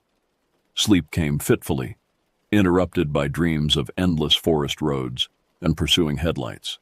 In one particularly vivid nightmare, I was running through the woods again, but this time there was no ranger station, no truck to escape to, just miles of identical trees and the sound of heavy footsteps always just behind me. I woke before dawn, drenched in sweat despite the AC. The truck stop was quiet, most drivers still sleeping. I made coffee in my portable maker and sat in the driver's seat, watching the sky lighten from black to deep blue to the pale gold of early morning. My phone showed several missed calls from my dispatcher. I'd forgotten to check in after the delivery, too preoccupied with escaping Whiteland and its surrounding dangers. I called her back, apologizing for the lapse. "Everything okay, Rocco?" she asked, concerned. "You've never missed a check-in before." I hesitated, unsure how much to share. The story sounded fantastical in the harsh light of day. Territorial backwoods families, coordinated harassment, a sheriff seemingly powerless to intervene. "Had some trouble with the truck," I lied. "Nothing major, just took longer than expected to get it sorted." "Well, as long as you're okay, I've got another pickup for you in Indianapolis if you're up for it." I accepted the assignment, partly from professional habit, partly from a desire to put as much distance as possible between myself and Pennsylvania. As I ended the call, I realized I was already constructing a narrative that minimized what had happened, transforming a terrifying pursuit into a minor mechanical issue. Was this how it worked? How these incidents remained isolated, unreported? Each victim either unable to believe what had happened to them or unwilling to sound crazy by sharing it. I started Bertha's engine, comforted by its familiar rumble. The sky was fully light now, the truck stop coming alive with morning activity. I pulled out, merging onto the interstate, heading west toward Indiana and my next assignment. But as the miles passed beneath Bertha's wheels, I couldn't shake the feeling that something had fundamentally changed. The open road, once a symbol of freedom and possibility, now held a darker potential. And somewhere behind me, in the forests and back roads of Pennsylvania, the bearded man and his associates continued their territorial patrol, waiting for the next unsuspecting traveler to wander into their domain. 6 months passed. Winter came and went, its snow and ice presenting challenges of their own on the nation's highways. I continued my routes, crisscrossing the country with loads of varying size and importance. But I never returned to Whiteland, Pennsylvania, or anywhere near those particular back roads. It wasn't that I'd requested special treatment from my dispatcher. I hadn't shared the full story with anyone at Continental Freight. But somehow, assignments that would have taken me through central Pennsylvania were given to other drivers, while I handled routes through New England, the Deep South, and the Midwest. The incident, that's how I'd come to think of it, the incident, gradually receded in my memory, taking on the quality of a particularly vivid nightmare. Sometimes, weeks would pass without my thinking of the bearded man or the forest chase. Other times, something would trigger a flashback so intense it left me shaking. An old Chevy on the highway, a bearded man at a truck stop, the glint of metal that resembled a crowbar. On a mild spring evening in March, I found myself in a diner just outside of Cleveland, enjoying a rare home-cooked style meal between hauls. The place was half empty, the dinner rush having subsided. I sat at the counter, savoring a slice of apple pie that almost, but not quite, matched the quality of the one at Maggie's in Whiteland. The news played on a television mounted in the corner, the volume low enough that only fragments reached me. I wasn't paying attention until I heard the words, Pennsylvania, and disappearance. I looked up to see a reporter standing in front of a familiar backdrop, the entrance to Blackwater State Park. The caption at the bottom of the screen read, "Search continues for missing hiker." "Could you turn that up?" I asked the waitress, who obliged with a click of the remote. "Marks the third disappearance in the area in the past year," the reporter was saying. Todd Mercer, a 28-year-old graduate student from Pittsburgh, was last seen entering the Eastern Trail system of Blackwater State Park 10 days ago. Despite extensive searches by state police and volunteer groups, no trace of Mercer has been found. The scene cut to a middle-aged couple, their faces etched with worry. The man spoke, his voice breaking. Todd is an experienced hiker. He wouldn't just get lost. Something happened to him out there. Back to the reporter.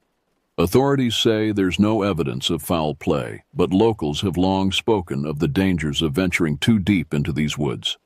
In 2023, hiker Jennifer Wells disappeared from the same area. Her backpack discovered 3 miles from the designated trail, and last August, trucking company owner Michael Cavanaugh vanished while driving a shipment through the region. His truck was found abandoned on Route 16, with no sign of Cavanaugh himself. My blood ran cold. Route 16, the same road where I'd encountered the bearded man. The report continued, discussing the challenges of searching such dense woodland and the theories ranging from animal attacks to accidental falls.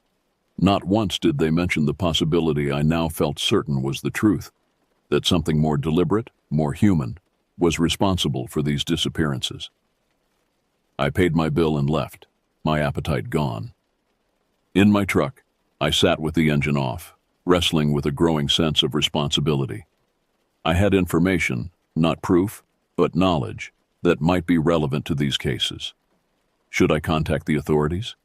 Would they even believe me?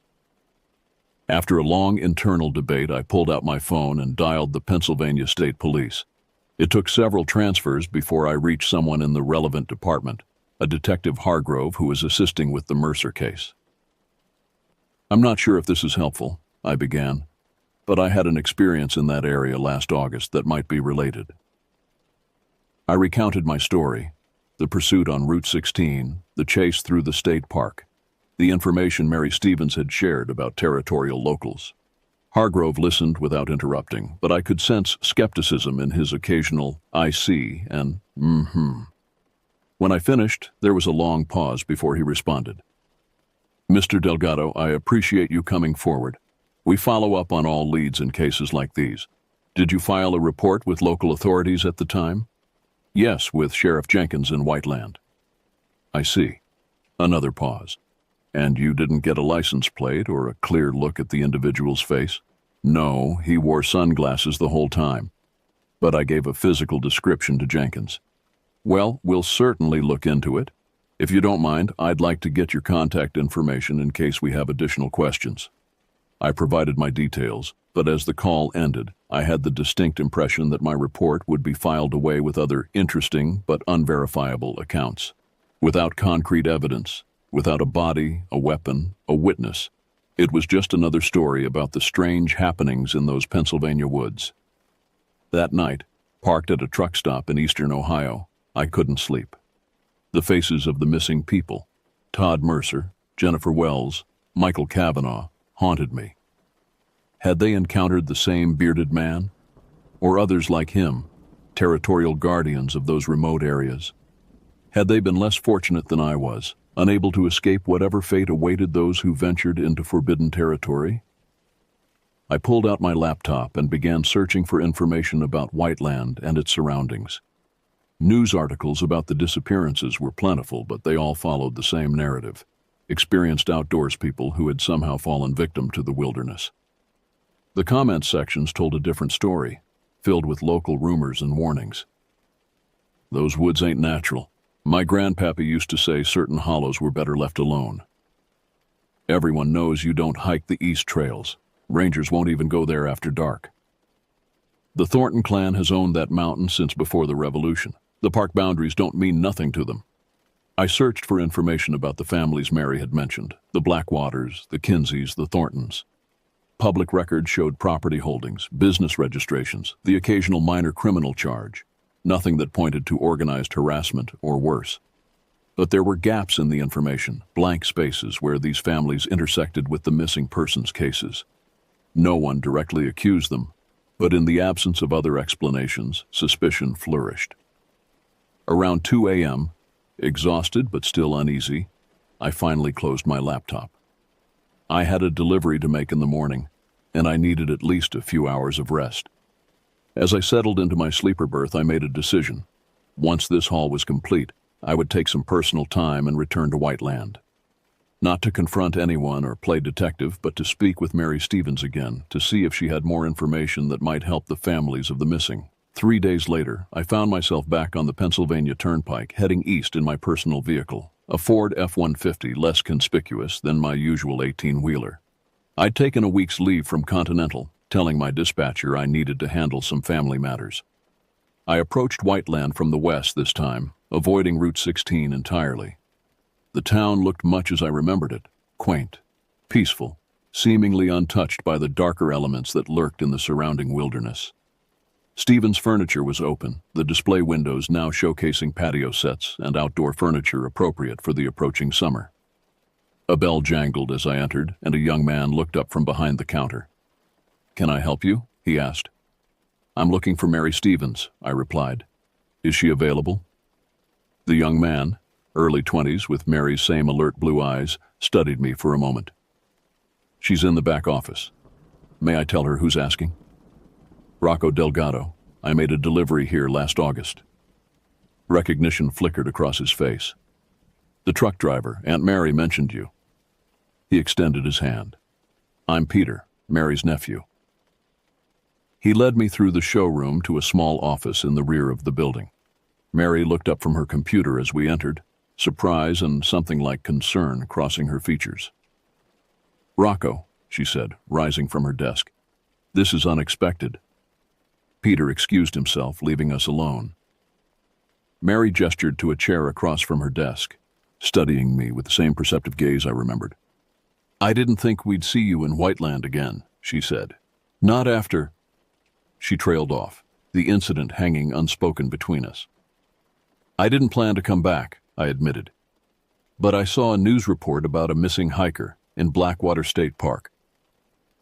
Mary's expression tightened. "Todd Mercer. Yes, it's been all over the local news. They mentioned 2 others as well, Jennifer Wells and Michael Kavanaugh."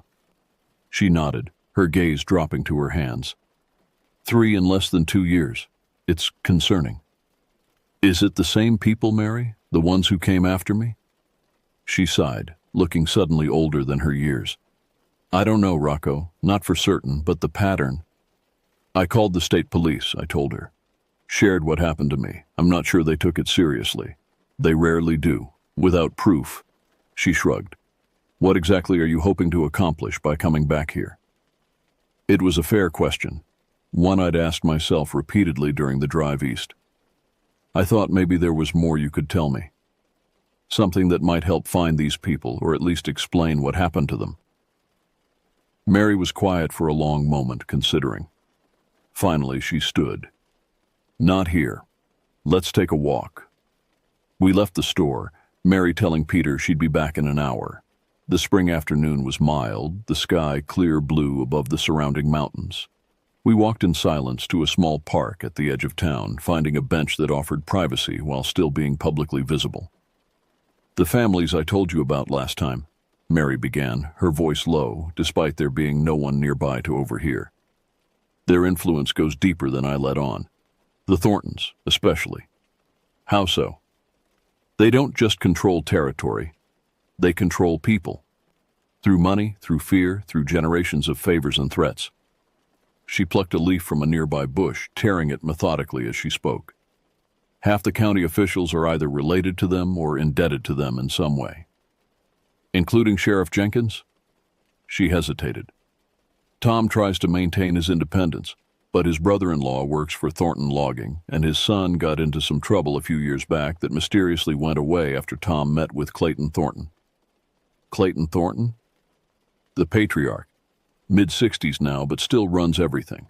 His sons and nephews handle the day-to-day operations of whatever businesses the family controls, legal and otherwise. I thought of the bearded man who'd chased me. One of his sons. Would he be tall, heavy-set, with a dark beard? Mary nodded. That sounds like Victor, the oldest. He's Clayton's enforcer, for lack of a better term. Handles problems, maintains discipline. And problems would include strangers wandering into their territory, among other things. She tossed aside the shredded leaf. The disappearances. There's no proof linking them to the Thorntons or any of the other families, but there are rumors. What kind of rumors? Mary looked at me directly, her eyes grave. That the missing weren't just scared off or chased away, that they saw something they shouldn't have or strayed too far into protected areas, that examples are made of those who don't respect boundaries. A chill ran through me despite the warm day. You're talking about murder. I'm talking about what people whisper when they think outsiders can't hear. She lowered her voice further. There's a place deep in the state forest. Locals call it Thornton Hollow. It's not on any official maps, and park rangers avoid it by unspoken agreement. They say that's where the family handles their private business. And no one investigates? No one tries to stop them? Mary's laugh was bitter. With what army, Rocco? The state police have limited resources and without bodies, without witnesses willing to testify. She shook her head. Besides, these woods are vast. Hundreds of square miles of dense forest, caves, abandoned mine shafts. If someone wanted to make a body disappear permanently, there's no shortage of places to do it. We sat in silence for a while, the implications of her words settling over me like a shadow. Finally, I asked the question that had been gnawing at me since I'd seen the news report. Why did I make it out? If they're willing to dispose of people who cross them, why let me go? Mary considered this. Maybe because you reported the incident immediately, made yourself too visible to simply disappear. Or maybe Victor was just testing boundaries that day, not looking to escalate to something more serious. She paused. Or maybe you were simply lucky. The thought was sobering. My escape, which I'd attributed to quick thinking and driving skill, might have been nothing more than the whim of a man who could have chosen a much darker outcome. I should report this, I said. What you've told me about Thornton Hollow, about Victor. And say what? That a local furniture store owner shared unsubstantiated rumors with you? She shook her head. Without evidence, it's just stories, Rocco. And stories won't help find Todd Mercer or the others. So what do we do? Nothing. Let them continue to prey on anyone who stumbles into their territory? Mary's face softened with sympathy. I understand your frustration. Believe me, many of us in town feel the same way. But confronting the Thorntons directly would be suicide, and the authorities are either compromised or hamstrung by legal constraints. She stood, signaling the end of our conversation. My advice? Go home, Rocco. Live your life. Be grateful you escaped with yours.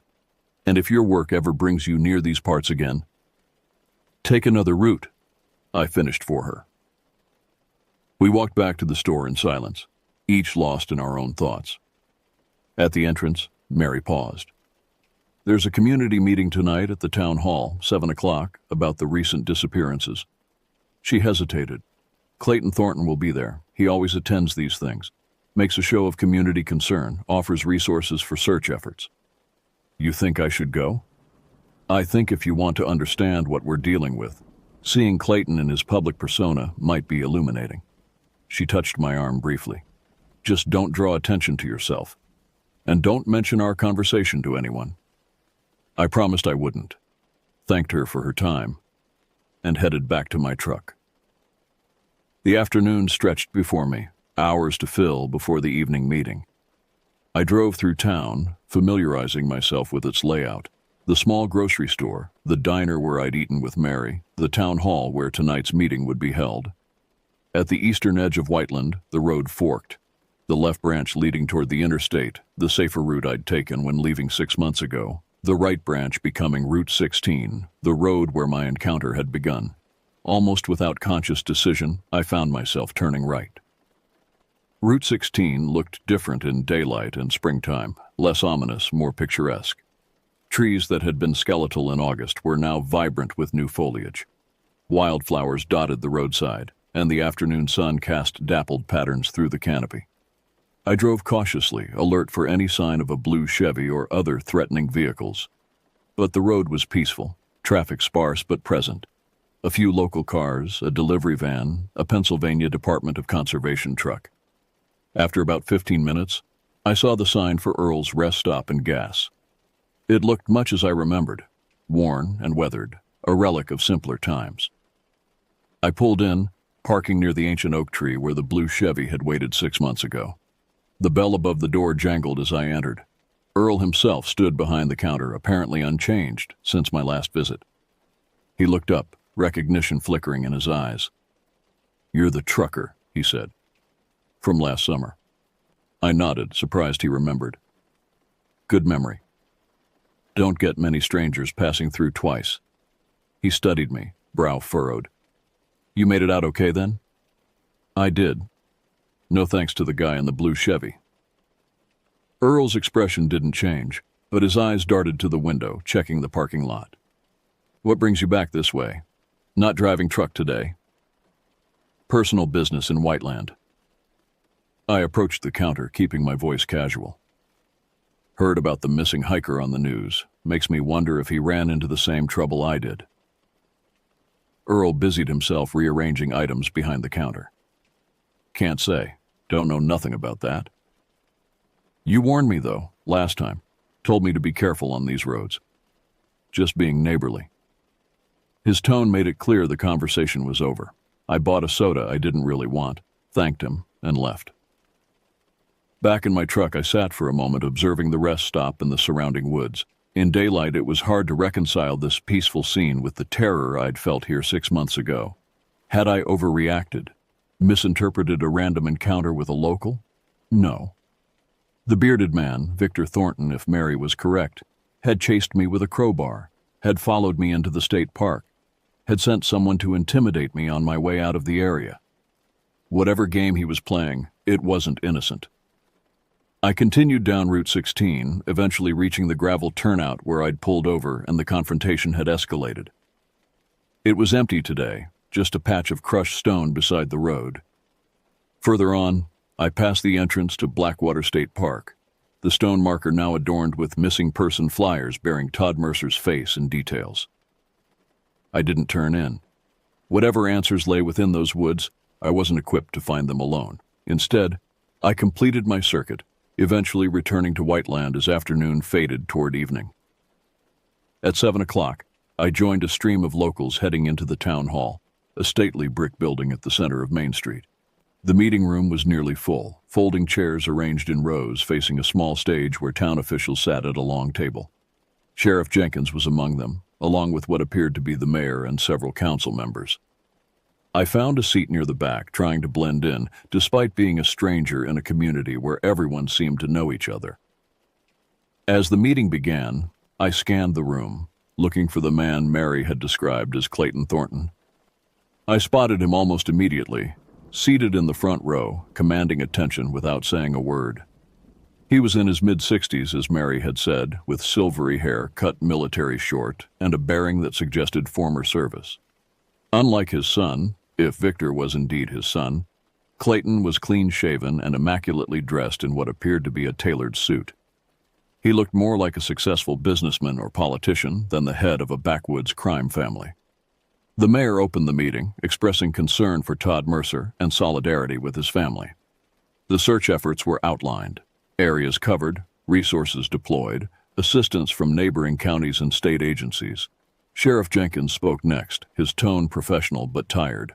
We've covered approximately 60% of the designated search area, focusing on the eastern trails where Mr. Mercer was last seen. We've employed cadaver dogs, volunteer groups, and aerial reconnaissance where possible. So far, we have no new leads or evidence. A woman in the audience stood, middle-aged, well-dressed, with the confident air of someone used to being heard. And what about the other disappearances, Sheriff? Jennifer Wells? Michael Kavanaugh? Are we looking at a pattern here? Jenkins's expression remained neutral. We're exploring all possibilities, Ms. Harrison, but there's no concrete evidence linking these cases. 3 people in 2 years, all in the same general area? Her voice was skeptical. Seems like more than coincidence.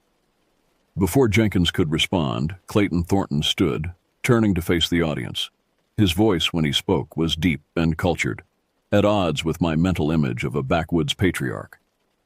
If I may, he began, nodding deferentially to the officials on stage. We're all concerned about these incidents.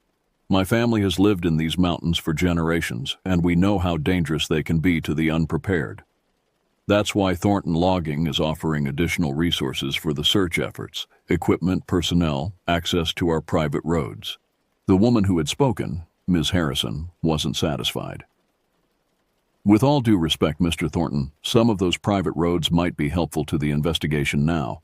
There are areas of the forest that remain inaccessible to search teams because they cross your property. Clayton's smile never wavered. And as I've told Sheriff Jenkins, we're happy to provide guided access to any area that might be relevant. But some of those roads aren't safe for standard vehicles, and we wouldn't want to risk the safety of volunteers. The exchange continued, polite on the surface but with undercurrents of tension. Clayton deflected every implicit accusation with the skill of a seasoned politician, always bringing the conversation back to his concern for the community and his family's commitment to helping. As I watched, I tried to reconcile this sophisticated, articulate man with the brutal territorial system Mary had described.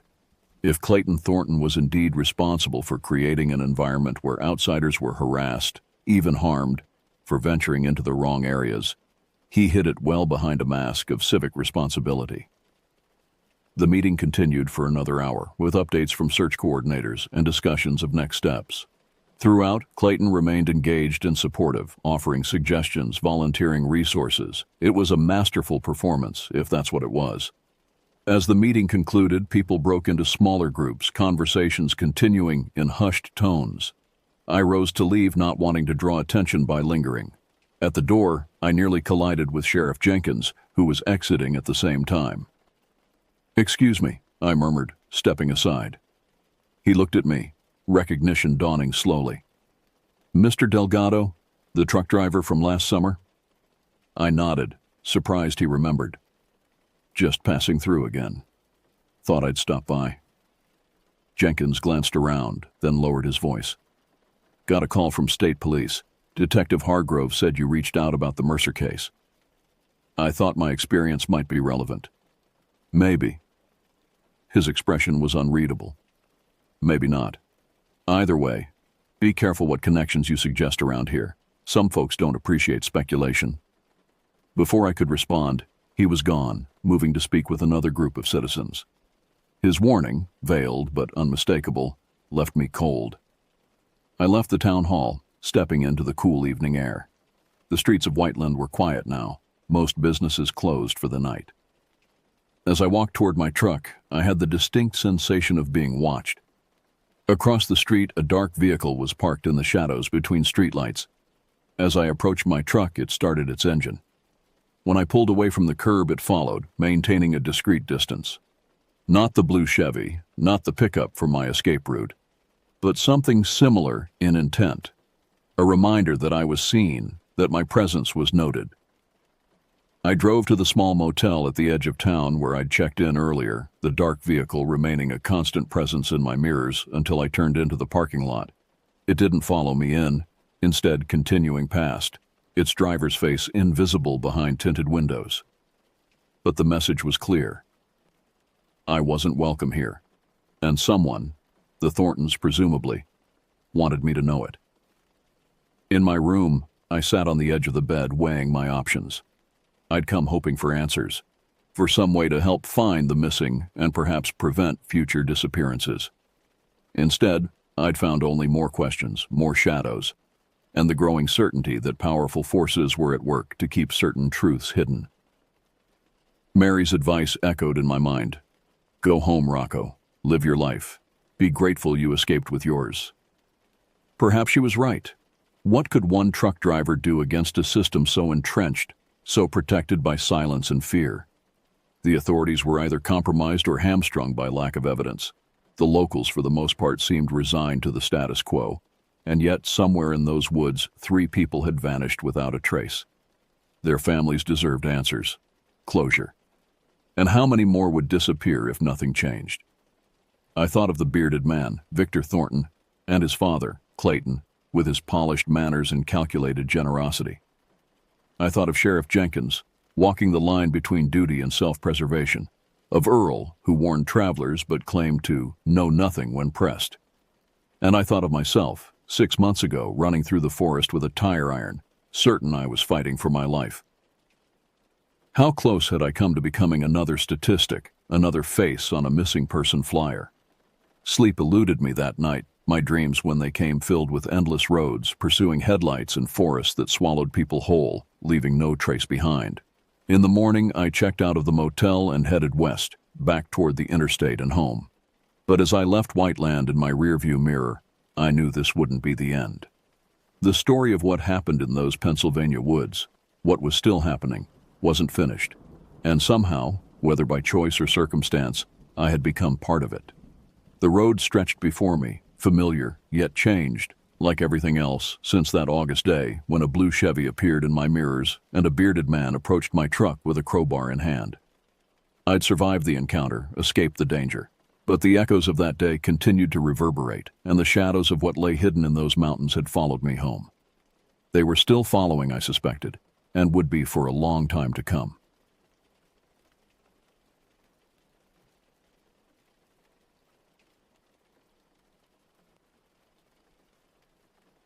I never thought I'd be the kind of person to post something like this online, but honestly, I don't know where else to go with it. I'm not looking for clicks or karma or sympathy.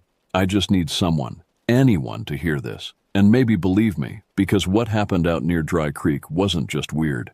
It wasn't just a hallucination or desert fever or anything I can explain away. It was something else. It started 2 weeks ago.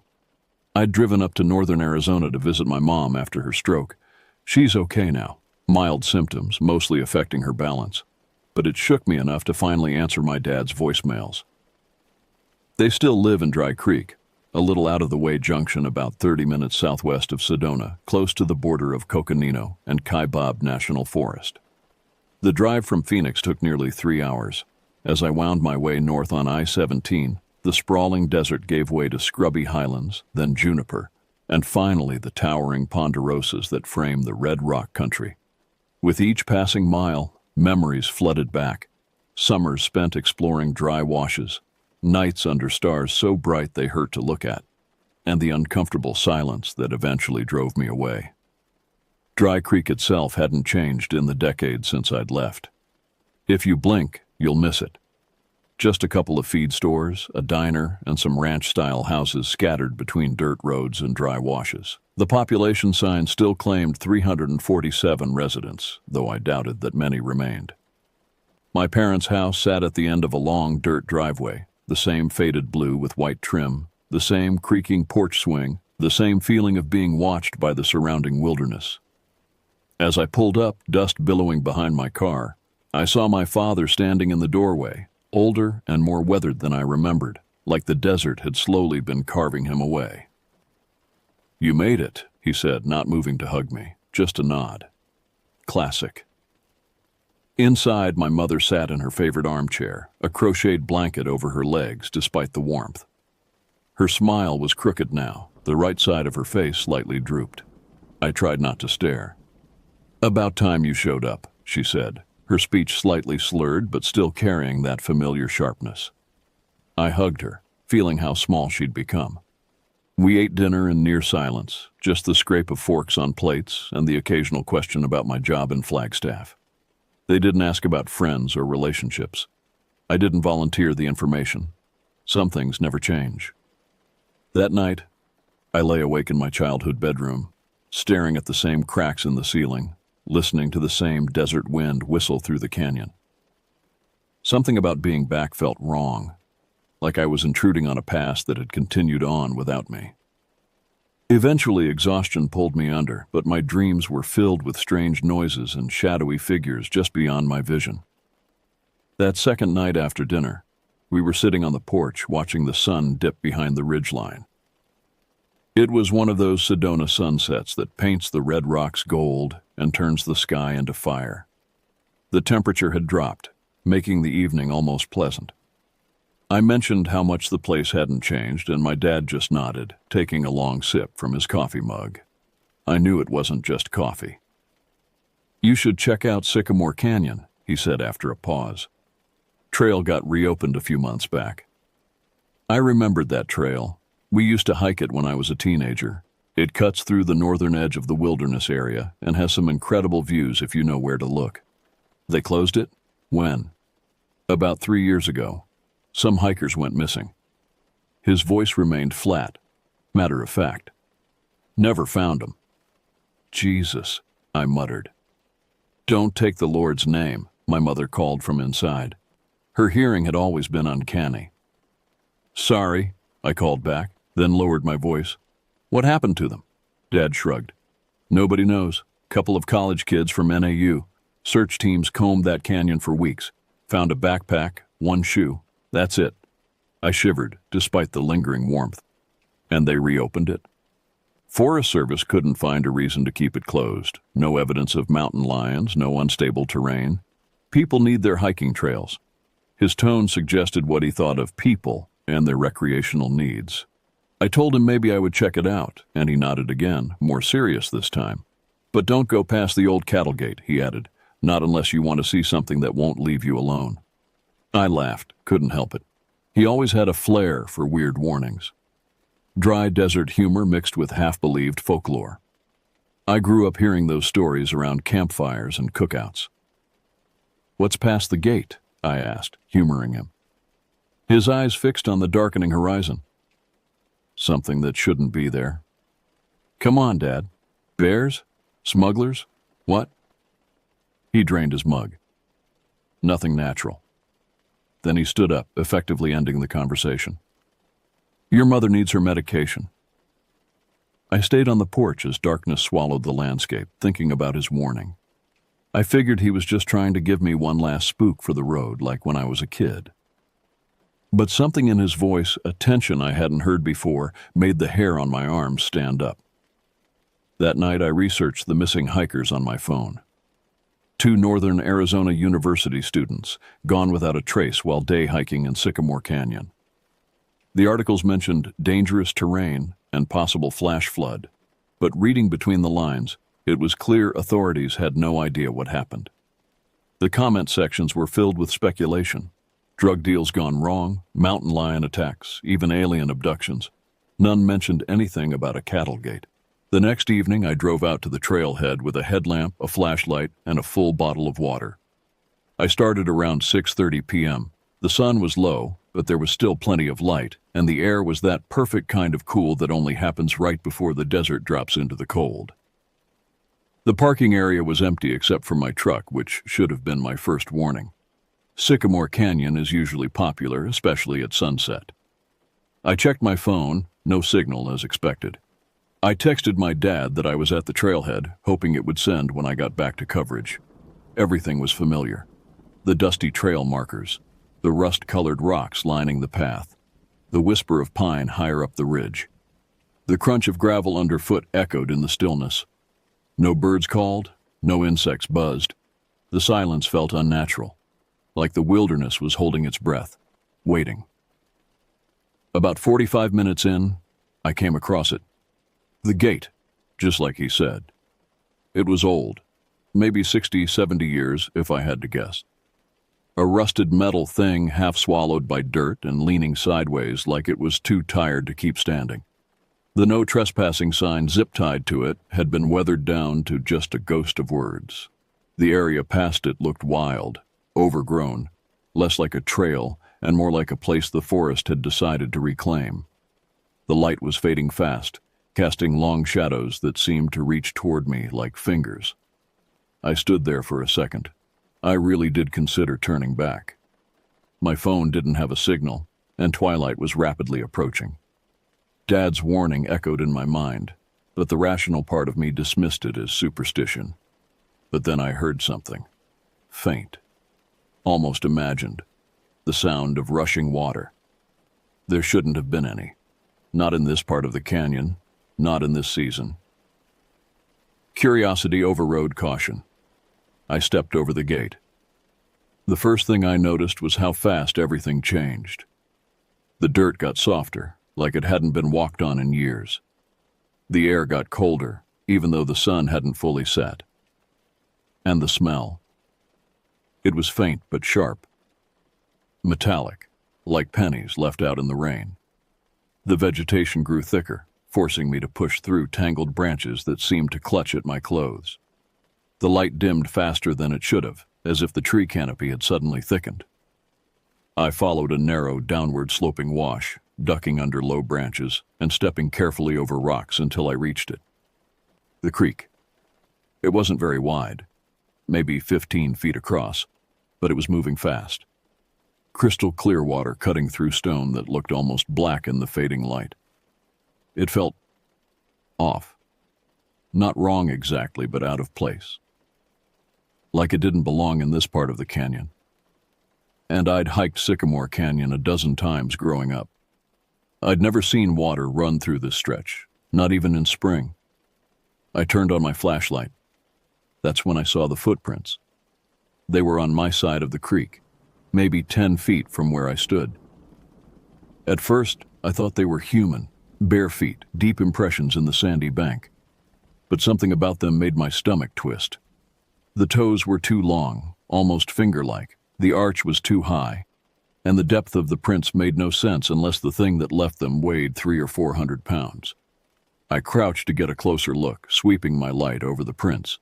The mud glistened like it was fresh, like whatever made them had just been there. Then I heard it, my voice. "Over here." It came from across the water, low, casual, almost like I was calling someone from behind a door. I froze. The flashlight beam jerked upward, slicing through the darkness on the far bank. Trees, rocks, movement. And then it stepped into the light.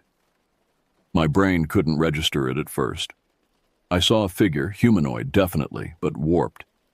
Its arms hung too long, the knees bent forward but too far, like they weren't built for walking upright. Its skin was pale and sagging, almost translucent like it had been soaked in water for too long. And its head looked like mine, or was trying to. It was like a sculptor tried to make my face out of melted wax, close enough to make my stomach flip, but wrong in all the ways that mattered. Lips too wide, eyes too black, a grin stretched tight across the jaw like someone had stapled it in place. "Over here," it said again, same voice, my voice, but this time its mouth moved badly. The words didn't match the motion. They came too slow or too fast, with gaps between syllables that didn't belong, like a recording that kept skipping. I backed up, my heel hit a rock, and I stumbled. The flashlight dropped, rolling out of reach. When I looked back, it was gone. The far bank was empty, but the woods were silent now. Not quiet, silent. Even the creek had gone still, and that's when I heard the branches crack behind me. It was on my side of the water. I ran, no hesitation, no second guesses. I turned and ran like something primal inside me had taken over. My heart hammered against my ribs, each breath burning in my lungs as I crashed through the underbrush, barely following the trail. I couldn't hear it at first over my own heartbeat, but a few seconds in, I realized it was behind me, following, stumbling, dragging, sometimes fast, sometimes slow, sometimes right next to me when I didn't hear it move at all, and then it started mimicking me again. "Help me," it cried, voice breaking. "Please." It wailed like a dying thing. It begged, it laughed. Every sound came in my voice. It sounded like me in pain, me sobbing, me screaming for someone to come back. The worst part was the authenticity. It wasn't just using my voice, it was using emotions I recognized, fears I'd felt, words I'd said before. Intimate things no stranger could know. I didn't stop. I couldn't. I crashed through brush and nearly broke my ankle on loose stone. Branches slashed at my face, drawing blood that I could taste, metallic and warm. The night had become absolute. my headlamp the only circle of reality in a void of darkness. When the gate appeared in my beam, I nearly wept with relief. I vaulted over it, feeling something change in the air, like crossing a threshold. Behind me, the sounds stopped, just like that, cut off like someone had flipped a switch. I paused, gasping for breath, and made the mistake of looking back. It stood just beyond the gate, its head tilted at that awful angle, its body unnaturally still.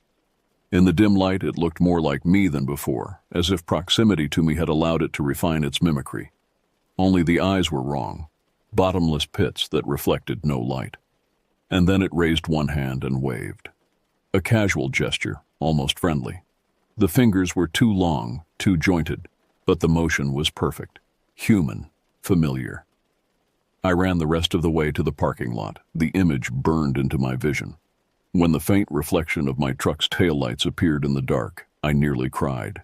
I dove into the driver's seat, slammed the door, locked it, and fumbled with the keys like a man trying to outrun death.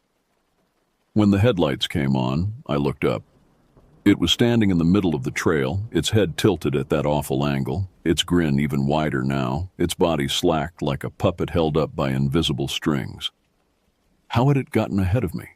How had it passed the gate? I reversed so fast the tires threw gravel, then spun the wheel and floored it down the access road. In my rearview mirror, I watched it shrink, still standing, still watching, until darkness swallowed it whole. I didn't talk to anyone on the drive back from Dry Creek. Not my parents, not my friends, not even my boss, who was expecting me to call in about work that Monday. I just got in the car, white-knuckled the steering wheel, and drove north up I-17 like something was still behind me. That night, when I got home to Flagstaff, I left all the lights on. I didn't sleep. I told myself I had just seen something. A sick hiker. A deranged squatter. My mind making patterns out of shadows. But I knew that wasn't true. Because what I saw by the creek, it knew me. It wore my voice like a mask. It wanted me to hear it. And the worst part? It wanted me to believe it was me. I didn't go to work that week. I didn't tell anyone why. I lied about food poisoning and shut myself in. I triple-locked the doors, pulled the blinds, slept with a baseball bat next to my bed and a flashlight under my pillow. I tried to convince myself it had stayed in the canyon, that whatever I saw belonged out there in that dark pocket of wilderness. But it didn't. It followed me home. I woke up that first night to a sound I couldn't immediately place. Soft, repetitive, like someone tapping on glass. I sat up in bed, frozen. My phone said 2:41 a.m. The tapping came again. It was coming from my bedroom window. I live on the second floor. The air in the room shifted, went still, heavy. My mouth was dry. I didn't want to look. Every nerve in my body screamed, "Don't look." But I had to. I turned, slow as death, and looked toward the window. Nothing, just closed blinds. No silhouette, no movement. No. Then it spoke. "I see you." It was my voice, not a recording, not a hallucination. My voice, whispering from the other side of the glass. I didn't move for the rest of the night. When the sun finally came up, I went outside and checked the ground under the window. Nothing. No footprints, no scuff marks, just clean dirt and frost-covered gravel. I told myself it was stress, PTSD or something. I even considered going to a doctor, but then the knocking started again. It didn't happen every night. Some nights were dead quiet, but those were the worst, because it meant I didn't know when it would come back. And when it did knock, it wasn't just one place. Sometimes it was the window, sometimes the back door, sometimes, God help me, it was the garage, which I started padlocking. Each time it knocked, it said something different. "I'm cold. I don't know where I am. You left me there." Always in my voice. But as the days passed, the voice changed. The tone cracked, words slurred. Sometimes it sounded like me in pain. Other times like me whispering through gritted teeth. And sometimes it didn't sound like me at all. It sounded like something trying to imitate me, like a broken speaker trying to speak a language it didn't understand. The worst was the laughter. It came on the fourth night, Around 3:10 a.m., I had just started to drift off when I heard it, right outside the living room window. This dry, rattling cackle that started in my voice and twisted into something deeper, wetter, like it was laughing with a mouthful of blood. That night I slept in my bathroom with the door locked, lights on, and the bat on my lap. And then came the roof. I didn't hear it at first. I felt it. A low thud above me, then another. Footsteps, slow, deliberate, pacing from one end of the roof to the other. Heavy enough to creak the ceiling, light enough not to break through. I live alone, no pets, no upstairs neighbors. Just me and whatever the hell was now walking around above my bedroom like it had every right to be there. Then came the voice, muffled, like it was speaking through the insulation. "I'm so cold," it said. "Please." I couldn't tell where it was coming from, above me, beside me, inside me. Then the pacing stopped, right above my bed. I didn't move. I didn't even breathe. "I see you." I squeezed my eyes shut, clenched my hands over my ears, and still, I felt the word sink into my chest, like it was already in the walls, like it was already inside the house, and just waiting for me to say yes. When I woke up the next morning, there was nothing on the roof, no prints, no signs of forced entry, but the coppery smell from the canyon was in the house, faint but sharp, like something left a piece of itself behind. That was the first time I seriously thought I might be losing it. The constant fear was wearing me down. I hadn't slept more than 2 hours at a stretch in days. I'd lost weight, my clothes hanging off me like they belonged to someone else. The face in the mirror looked hollow, eyes sunken, skin waxy. I started taking pictures of the windows, recording audio at night. I even set up my phone with a motion sensor app, but every time I looked at the results, nothing. The app would crash. The camera would stop recording. Once the video played back with my face staring into the lens for 10 straight minutes, completely still. I never hit record. I deleted it. I called my dad on the 6th day. It went to voicemail. I tried again. Nothing. I called the landline. My mother answered, her voice distant, confused. "He's not here," she said when I asked for him. "Where is he?" A long pause. "He went looking for you." "What?" "I'm in Flagstaff, Mom. I left days ago." "No," she said, voice suddenly clear. "He saw you out by the back fence last night, standing there, watching the house." My stomach dropped. That wasn't me. He said it was. Said you were calling his name. I hung up and immediately tried his cell again. Voicemail. I left a message telling him to call me, that whatever he saw wasn't me, that he needed to stay away from it. I don't know if he ever got it. The following week it got worse. I came home from grabbing groceries, maybe 20 minutes tops, and found the front door open, not wide open, just cracked. Like someone wanted me to know they could get in, but chose not to. Nothing was taken, nothing moved, except in my bedroom, my mirror. There was a handprint on the glass, not pressed, not smudged, dragged, like something slick with mud had slid its fingers down the surface. 5 long streaks, all pointed toward the base, and just above it, drawn into the fogged glass. "I see you." I haven't used that room since. I sleep on the couch now, if you can call it sleep. Most nights I lie awake until the sky starts to turn blue. Baseball bat on my chest, flashlight by my side, trying not to think about the fact that whatever I saw in Sycamore Canyon isn't just following me. It's learning. It knows where I live. It knows my voice. And it knows how to sound like someone worth saving. The isolation was making it worse. I hadn't spoken to another human being in person for over a week. The few friends I had in Flagstaff had stopped texting after I ignored their messages. My boss had left a voicemail saying if I didn't show up Monday, don't bother coming back at all. None of it seemed to matter. The only thing that felt real was the thing that kept visiting, night after night, getting closer, getting better at being me. I started talking to myself, just to hear a voice that wasn't coming from outside the walls. Sometimes I'd catch myself having entire conversations, asking questions, answering them. Once I realized I was using 2 slightly different voices. That's when I knew I had to go back. Had to end it, whatever it was. I don't know what I expected when I went back to Sycamore Canyon. Closure, maybe. Answers. Proof I wasn't losing my mind. Or maybe I just wanted it to end. The sleepless nights, the laughter outside the window, the way my own voice had started sounding wrong when I talked to myself in the mirror. I stopped recognizing it, stopped recognizing me. Something had to give. So I packed what I thought I might need. My flashlight, a backup headlamp, my old hunting knife, and the baseball bat I'd been sleeping next to for 2 weeks straight. I even brought a bottle of whiskey I'd meant to leave for my dad as a gift. Not sure if I planned to drink it or use it as bait. Maybe both. I didn't tell anyone where I was going, not that anyone would have believed me. I hit the trail just after 6 in the evening. The sky was bleeding out its last bit of orange by the time I passed the old rusted sign at the edge of the Sycamore Canyon wilderness. The same route I'd taken before, back when this all started. Only this time, something was different. The cattle gate wasn't there. It was gone. Completely. No frame. No hinges. Not even the patch of disturbed earth it used to stand on. Just open desert, and silence so thick it felt like sound had been vacuumed out of the world. I kept walking.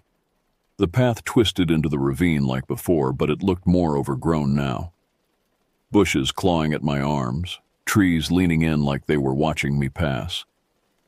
I hadn't noticed how the trunks bent inward before, or how the dirt underfoot felt soft, almost spongy, like walking on skin. The air turned cold again. The metallic smell was stronger this time. Copper and mold and old rot baked into the roots of the earth. That same sick sweetness I'd smelled by the creek. And then a sound, my voice. But not calling this time. It was singing, low and slow. A song I didn't recognize. Just a string of humming syllables in my cadence. It echoed faintly, bouncing off the canyon walls like it had been practicing. I should have turned back. I wanted to turn back, but something in me kept going. The water came into view a few minutes later. Same shallow creek. Same black rocks lining the edge. Only this time there were footprints in the sand already. Mine. From before. Perfectly preserved. Like time hadn't touched them. And across the creek, it was waiting. It stood ankle deep in the current, head low, arms limp at its sides, hair matted with filth. The water didn't move around it. It moved with it, like it was part of the flow. The flashlight beam caught its skin, pale, sagging, seamless in places like it had grown from the ground rather than been born, and its face. It was perfect this time. It didn't look like a twisted version of me anymore. It was me. Down to the scar on my eyebrow, the slight asymmetry in my jaw, the little mole behind my left ear. I couldn't speak, couldn't breathe. It tilted its head and smiled. "I remember now," it said in my voice. "You let me out." I opened my mouth, but nothing came out. My tongue felt heavy. My lungs felt watched. "What are you?" I finally managed to ask. It took a step forward. The water didn't splash. "You," it said. "Before you left." It took another step. "You," it said again. "After you die." Its voice shifted, slid between tones. At one moment I was hearing myself, then my mother's voice, then my father's, then something else, something I didn't recognize. A hollow, empty vibration like wind blowing through a skull. "I don't understand," I whispered. It smiled wider. "You brought me back." I stumbled backward. My heel caught the edge of a root and I nearly fell. My flashlight trembled in my hand. It didn't come after me. It just stood there, staring, watching. Then it began to change. Its skin rippled like water. Bones snapped into new positions. Limbs shortened and widened. Its face began to split open down the middle like rotten fruit. Inside, something darker, wetter. Eyes too many and too deep. It was wearing me. That's when I remembered the whiskey. My hands were shaking, but I fumbled the bottle out of my pack and yanked the cloth from my back pocket. I wrapped it around the neck, soaked it, and lit it with the emergency flare I'd packed just in case. The fire whooshed to life, orange and wild. I threw it as hard as I could. It landed just in front of the creature, in the dry brush by the creek. Flames snapped to attention, rising fast. The thing didn't move. It just watched the fire, like it was curious. Then it opened its mouth again. "Thank you." I turned and ran. Branches whipped at my face. Something screeched behind me, not a voice, but the sound of hundreds of voices breaking at once. I didn't look back. I didn't stop. I didn't care that I tripped twice, or that I dropped the headlamp, or that I couldn't feel my legs by the time I reached the road. When I saw my car, I sobbed. I drove until the sky turned gray behind me. That was 12 nights ago. Since then, the house has been quiet. No footsteps, no laughter, no voices begging to be let in. I've started sleeping again. I even spoke to my mom on the phone last night. She said Dad came home late that night, covered in dirt, clothes torn. He wouldn't talk about where he'd been, wouldn't look her in the eye. He's been quiet since, spending hours staring out the window toward the canyon. I told her I was okay. I almost believe it. I went back to work. My boss was surprisingly understanding, said I looked like I'd been through hell, which wasn't far from the truth. The routine has been good. Wake up, shower, drive, work, home, sleep, normal things, human things. Sometimes I catch myself staring at my reflection too long, looking for signs that something's different. Sometimes I speak out loud just to make sure the voice I hear is still mine. The fire I started burned through about 5 acres of Sycamore Canyon before Forest Service crews contained it. The news called it a campfire gone wrong. No one was injured. No one was charged. The trail has been closed again, this time due to environmental damage from recent fire activity. I wonder if they'll find the gate when they go to reopen it. I wonder if they'll notice how the creek shouldn't be there. I wonder if they'll see the footprints that look almost human, but not quite. I dream about it every night. In the dreams, I'm standing in that creek. The water is warm like blood. I'm looking at my hands, but they're not mine. They're longer, paler, wrong, and I'm waiting for someone to come find me. I wake up tasting copper. But this morning when I went to brush my teeth, I saw something in the mirror. A handprint. Just one. Clean. Centered. The same shape as mine, but longer in the fingers. And behind me, from the hallway, I heard my voice say, "You're not done yet." I turned around. Nothing there. Just empty space and morning light. But when I looked back at the mirror, I noticed something I'd missed before. There was a smudge on my face, just below my eye. I wiped at it, and my finger came away wet. Mud. The same muddy sediment from the creek bed. I don't think the fire killed it. I think the fire is what it wanted all along. A doorway. A way out of that canyon and into something else, into me. I'm writing this as a warning. If you hike in northern Arizona, in Sycamore Canyon, or any of the wilderness areas near Sedona, and you come across a gate or a fence or any kind of barrier with warnings, turn around. Don't assume it's just superstition or government overreach or someone trying to scare you away from something beautiful. Some boundaries exist for a reason. And if you hear your own voice calling to you from somewhere it shouldn't be, don't answer. Don't look. Just run. Because I think there are things in this world that are hungry for more than just flesh. They want your life, your identity, your place, and they're learning how to take it. I'm going back to Dry Creek tomorrow. I need to talk to my dad.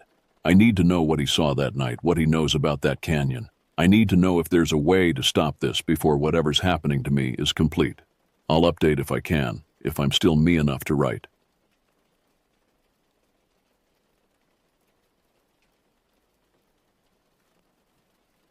Growing up in the dusty outskirts of Farmington, New Mexico, I learned early that survival meant taking the jobs others wouldn't touch.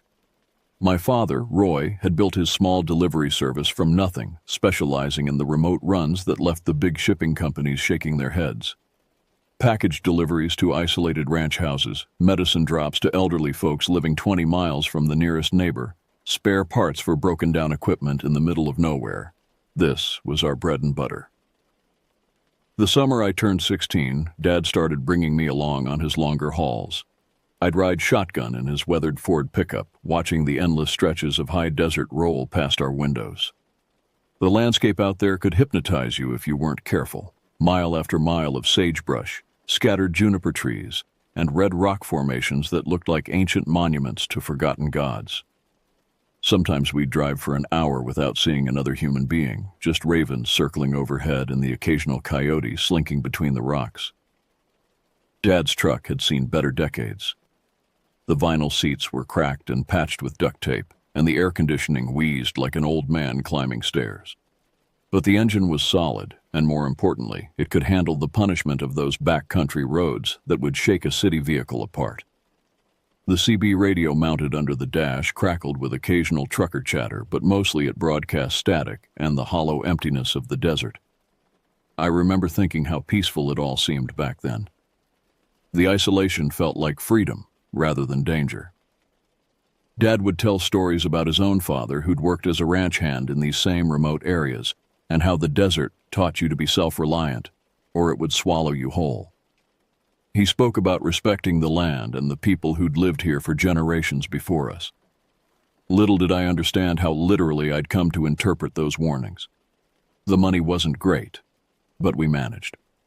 Mom worked at the county clerk's office, keeping our household afloat, while Dad chased down payments from customers who sometimes preferred bartering to cash. We'd come home with sacks of green chili, handmade pottery, or once memorably, a goat that Dad claimed was partial payment until Mom made him return it the next morning. The call came on a Tuesday morning in late June when the heat was already beginning to build toward the merciless intensity of high summer. I was sitting at our kitchen table, working my way through a bowl of cereal and listening to Dad negotiate with a potential customer over the phone. His voice had that careful, professional tone he used when he sensed good money on the line. "Window Rock, Arizona," he said, scribbling notes on the back of an envelope. "How much freight we talking about?" "Uh-huh. And the deadline?" His eyebrows raised as he listened. "Well, that's definitely doable. We can have it there by Thursday afternoon, no problem." Window Rock was about 2.5 hours southwest, right in the heart of the Navajo Nation. I'd never been there, though I'd heard Dad mention it before. It was the tribal capital, a place where important decisions got made and serious business was conducted. The job sounded straightforward enough: medical supplies for the Indian Health Service clinic, 3 boxes that needed to reach their destination by Thursday evening.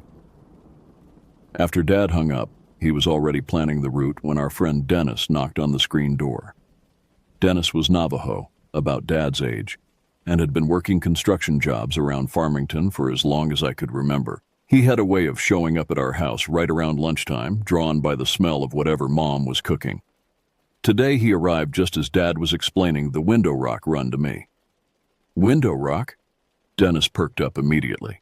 "Man, I haven't been home in almost 2 years. My grandmother's been giving me grief about it every time she calls." He paused, considering.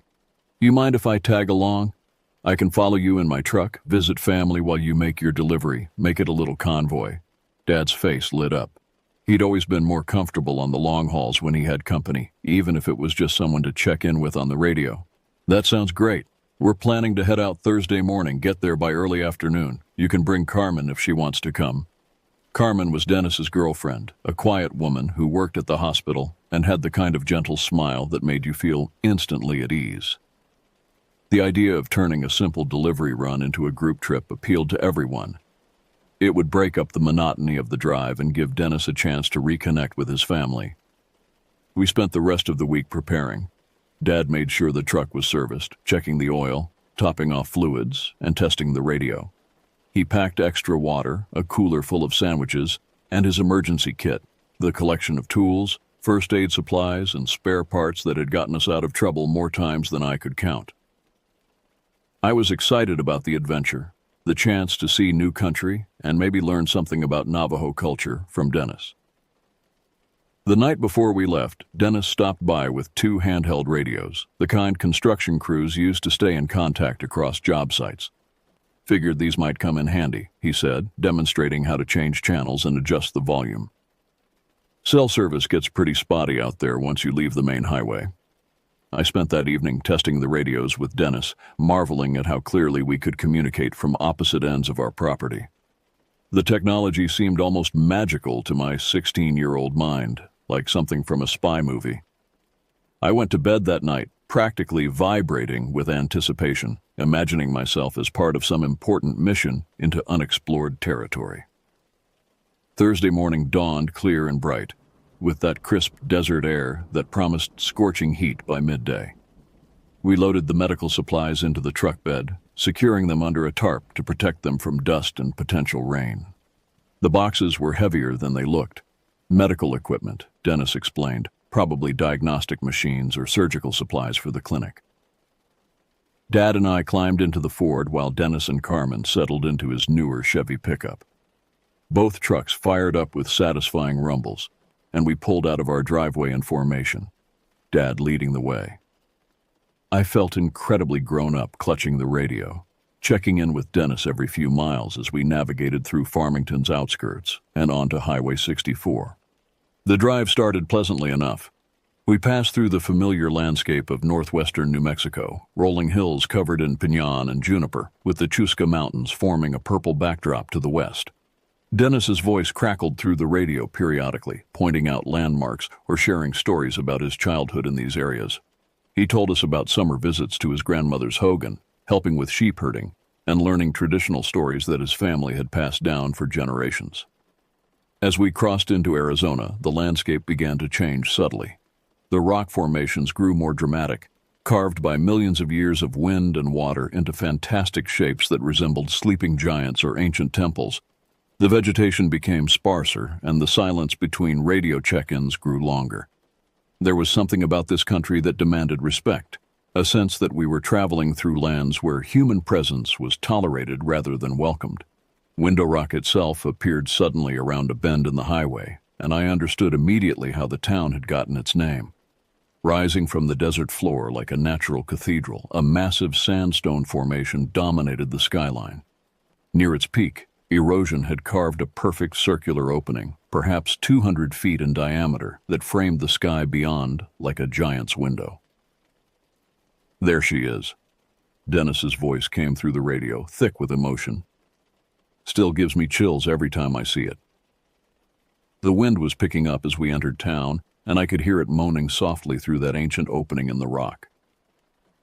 The sound was haunting, almost musical, like the desert itself was breathing. We drove past low-slung government buildings, a few trading posts, and modest homes scattered among the trees. Everything seemed to be constructed in harmony with the landscape, as if the town had grown naturally from the red earth rather than being imposed upon it. Dad found the clinic easily enough, and we made our delivery without incident. The staff was grateful for the medical supplies, and Dad collected his payment with the satisfied air of a job well done.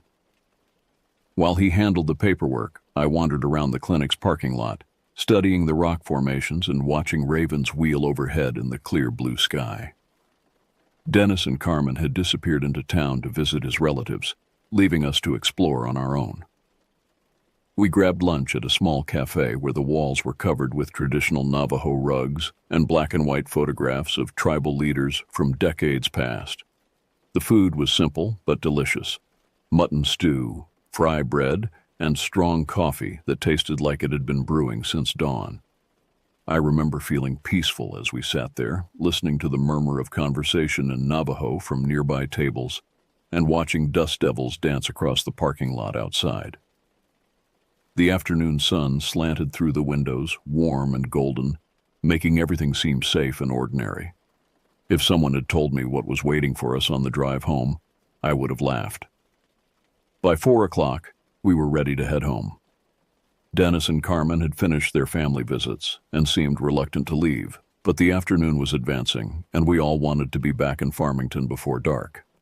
The summer sun could be brutal, but desert nights brought their own challenges: temperature drops, reduced visibility, and the increased activity of nocturnal animals. We decided to take Highway 12 north toward Gallup instead of retracing our route on Highway 64. Dennis said it was slightly shorter and would give us different scenery for the return trip. The road was older and less maintained, but it connected with Interstate 40 near Gallup, where we could make good time back to Farmington. The first hour of the drive was uneventful. We rolled through open country past isolated hogans and seasonal camps where Navajo families brought their livestock during certain times of year. The landscape was stark but beautiful: wide valleys between mesas, dotted with scrub oak and the occasional windmill pumping water for cattle. Our radios chattered intermittently with observations about the scenery or jokes about Dennis's grandmother's cooking. Around 5:30, clouds began building in the southwest, towering thunderheads that promised an evening storm.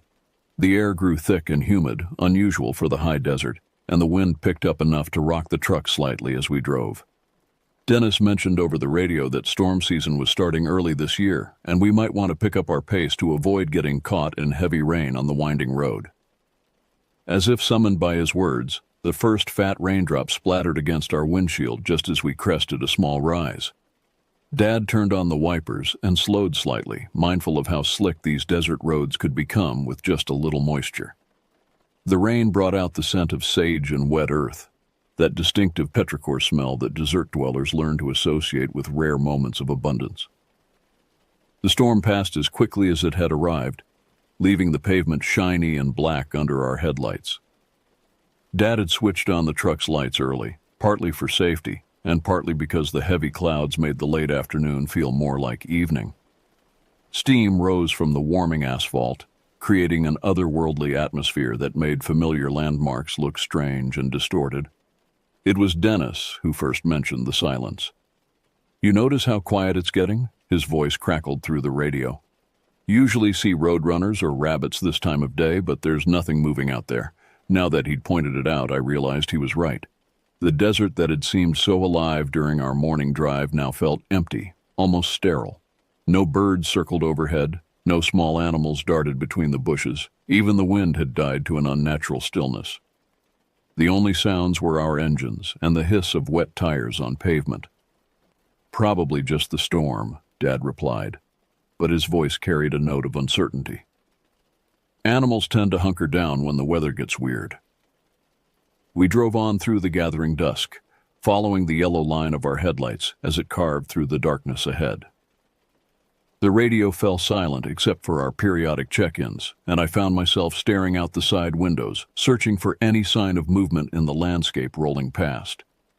The emptiness was beginning to feel oppressive, as if we were traveling through a land that had been abandoned by all life except ourselves. That's when we saw the shape in the road ahead. At first, it looked like a large boulder that had rolled down from the cliffs lining the left side of the highway. Dad started to slow the truck, muttering about road hazards and wondering why there weren't any warning signs. But as our headlights swept closer, the shape resolved into something that made my stomach clench with instinctive terror. It was crouched in the center of the asphalt, facing away from us toward the rock face. The posture was wrong for any normal animal, too upright, too deliberate. Even sitting, the thing's shoulders were level with our truck's hood, suggesting it would tower over us if it stood. Matted fur or hair covered parts of its body, but patches of bare skin showed through, pale and mottled in our headlights. "Dennis," Dad's voice was tight as he keyed the radio. "You seeing what I'm seeing up ahead?" The response came back immediately, Dennis's usual calm completely absent. "That's not natural, Roy. Don't stop, don't slow down. Hit the gas and ram right through it." "What are you talking about?" Dad's foot moved toward the brake pedal instinctively. "It might just be hurt, or—" "No!" Dennis's voice exploded from the radio speaker, sharp with panic. "Trust me on this. You need to hit that thing right now, as hard as you can. Don't give it a chance to move."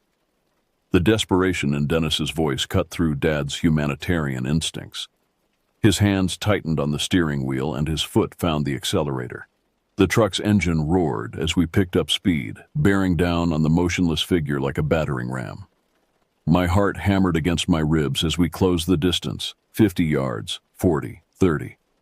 That's when it turned around. The movement was too fast, too fluid for anything that size.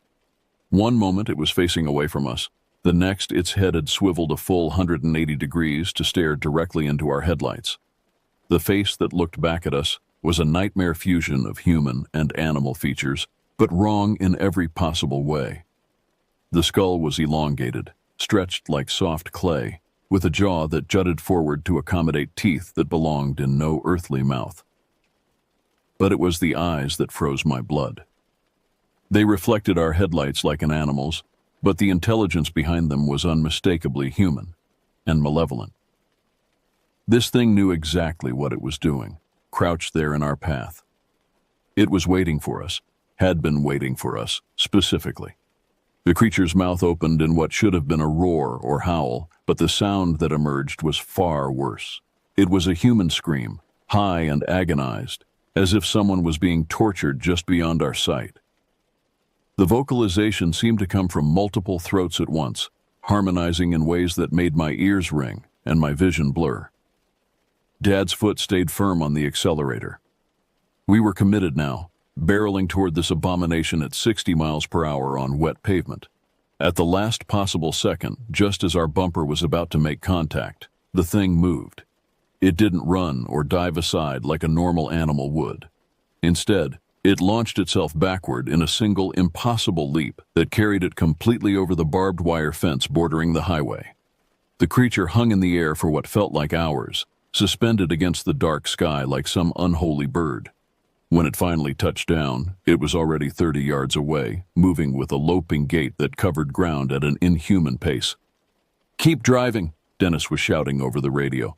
"Don't stop. Don't look back. Just keep driving as fast as you can." Dad didn't need encouragement. The speedometer climbed past 70, then 80, as we raced through the night. Behind us, Carmen's voice joined Dennis's on the radio, both of them urging us to maintain our speed. I pressed my face against the passenger window, scanning the darkness for any sign of pursuit. That's when I saw it pacing us, running parallel to the highway about 100 yards out in the desert. Even at our current speed, the thing was keeping up easily, its elongated limbs eating up ground in bounds that no earthly creature could sustain. Worse, it seemed to be gaining, angling gradually toward the road as if planning to intercept us further ahead. "It's following us," I managed to croak into the radio. "I can see it out there, running alongside us." The radio exploded with voices, Dennis shouting instructions, Carmen praying in Spanish, Dad demanding to know what direction I was seeing it.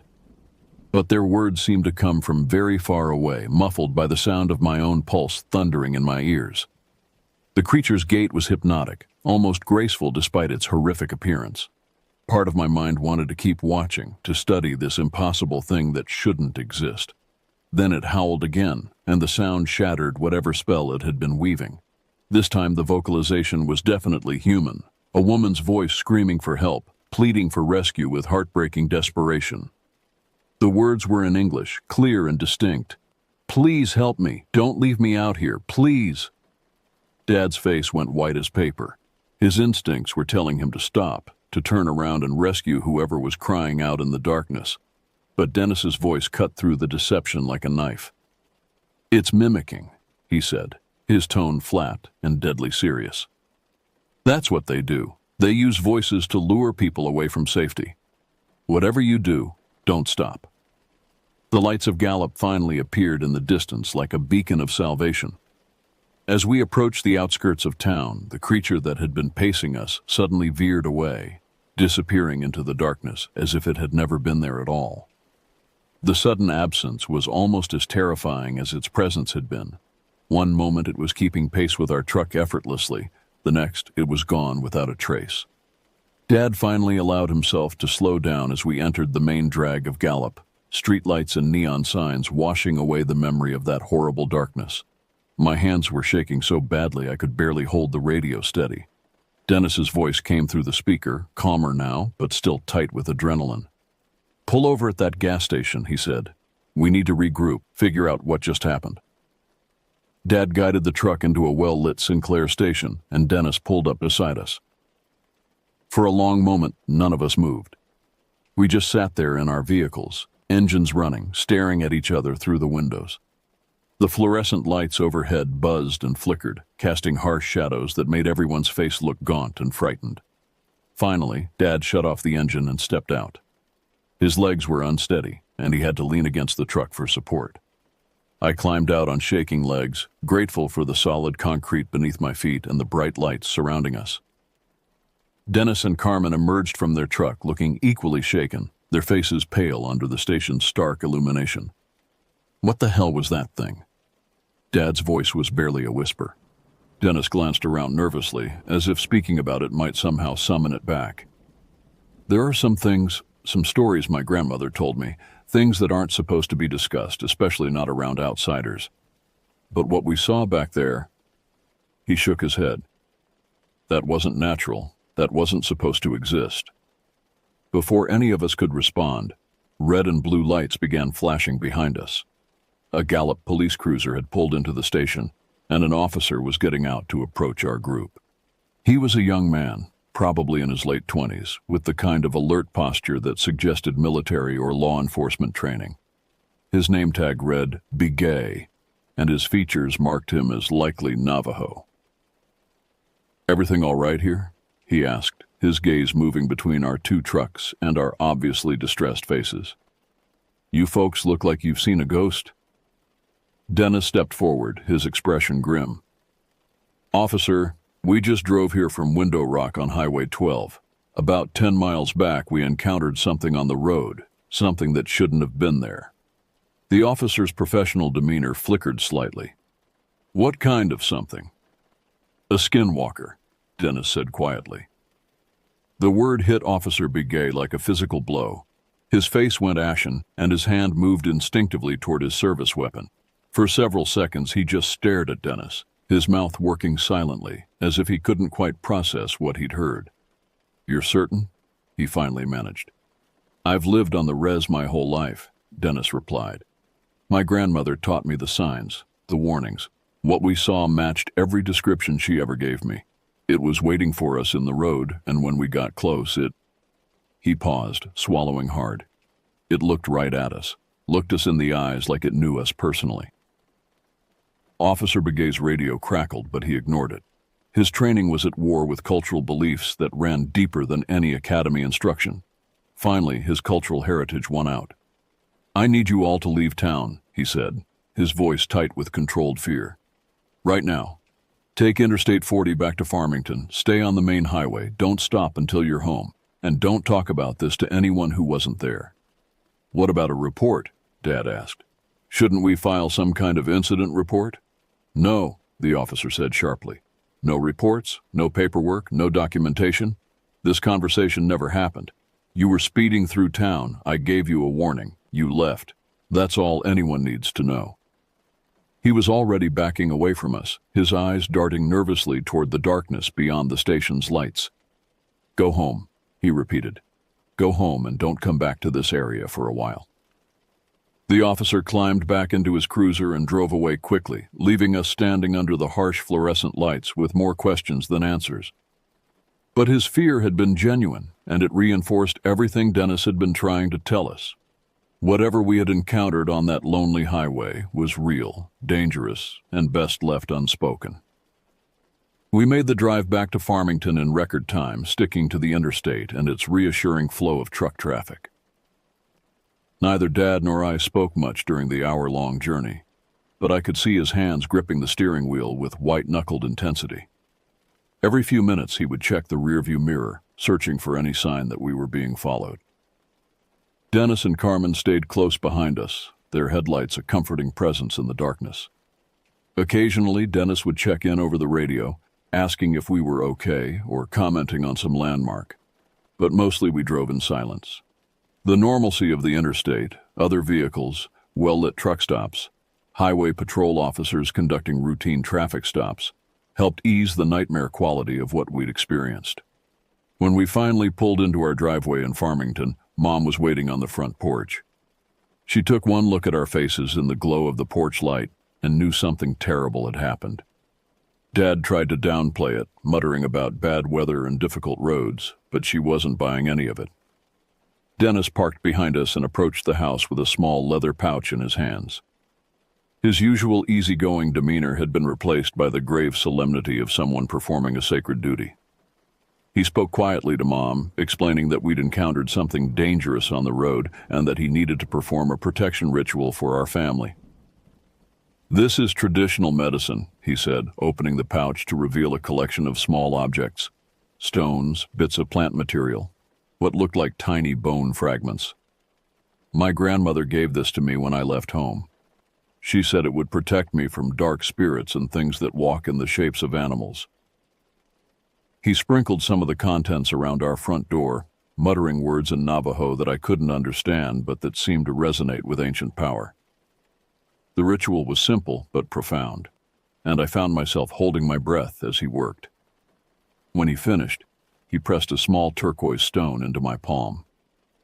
"Keep this with you," he said seriously. "Don't lose it. Don't give it away. If you ever encounter something like that again, hold this tight and pray to whatever God you believe in. Sometimes that's enough to make them leave you alone." Dad tried to protest that it wasn't necessary, that we probably wouldn't be driving those remote roads again anyway, but Dennis cut him off. "You don't understand," he said. "These things, they remember faces, they remember scents. Once you've seen one, there's always a chance it might come looking for you. This isn't superstition, this is survival." The weight of his words settled over our family like a heavy blanket. Mom made coffee, and we sat around the kitchen table while Dennis explained what he knew about the creatures his grandmother had warned him about. Most of it was too disturbing to repeat. Stories of people who had vanished from their homes, livestock found mutilated in ways that suggested something more than animal predation. "The important thing," Dennis concluded, "is that you never speak its name out loud unless you absolutely have to. Names have power, and using them can draw unwanted attention. If you must talk about what happened tonight, refer to it as the thing on the road or what we saw. Nothing more specific than that." As the night wore on and the immediate terror began to fade, I found myself studying the turquoise stone Dennis had given me. It was smooth and warm, worn by countless hands over the years, and holding it seemed to provide a small measure of comfort. Whether that comfort came from the stone itself or simply from having some tangible protection against the unknown, I couldn't say. When Dennis and Carmen finally left for their own homes, they made us promise to call if anything unusual happened. Strange sounds around the house, animals acting aggressively, dreams that felt too real. Dad locked every door and window in the house before we went to bed, something he'd never done in all my years of living there. I lay in my bed that night, staring at the ceiling and listening to every creak and settling sound the old house made.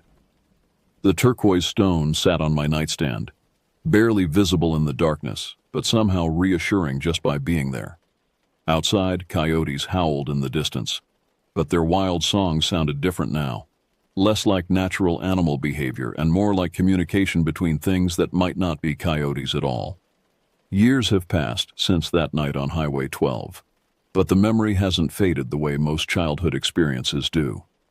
If anything, it's grown more vivid with time, as if the terror was burned so deeply into my mind that it actually improved with age like some horrible vintage wine. I'm in my 30s now, married with children of my own, but I still carry that turquoise stone in my pocket every day. Dad's delivery business eventually expanded, and we moved to a larger house in a better part of Farmington, but he never took another contract that would require driving through remote areas of the Navajo Nation. When customers called with deliveries bound for Window Rock or other reservation towns, he would politely decline or recommend other services. He never explicitly stated why, but I knew the real reason. Dennis remained a close family friend, though he moved to Albuquerque a few years later for better job opportunities. Before he left, he spent an evening teaching me more about the traditional protections his grandmother had passed down to him. He gave me additional items for a protection bundle: sage for cleansing, cornmeal for offerings, a small piece of obsidian that he claimed could cut through spiritual deceptions. The thing about encountering something like that, he told me during one of our last conversations before his move, is that it changes how you see the world. You realize there are layers of reality that most people never glimpse, and once you've seen through the veil, you can never quite forget what's lurking on the other side. I understood what he meant. Even now, decades later, I find myself scanning the landscape whenever I drive through isolated areas. Not just looking for animals or road hazards, but searching for anything that doesn't belong, anything that sits too still or moves too purposefully. My wife jokes that I'm the most paranoid driver she's ever known, but she doesn't understand that paranoia and awareness can sometimes mean the difference between getting home safely and disappearing into the desert without a trace.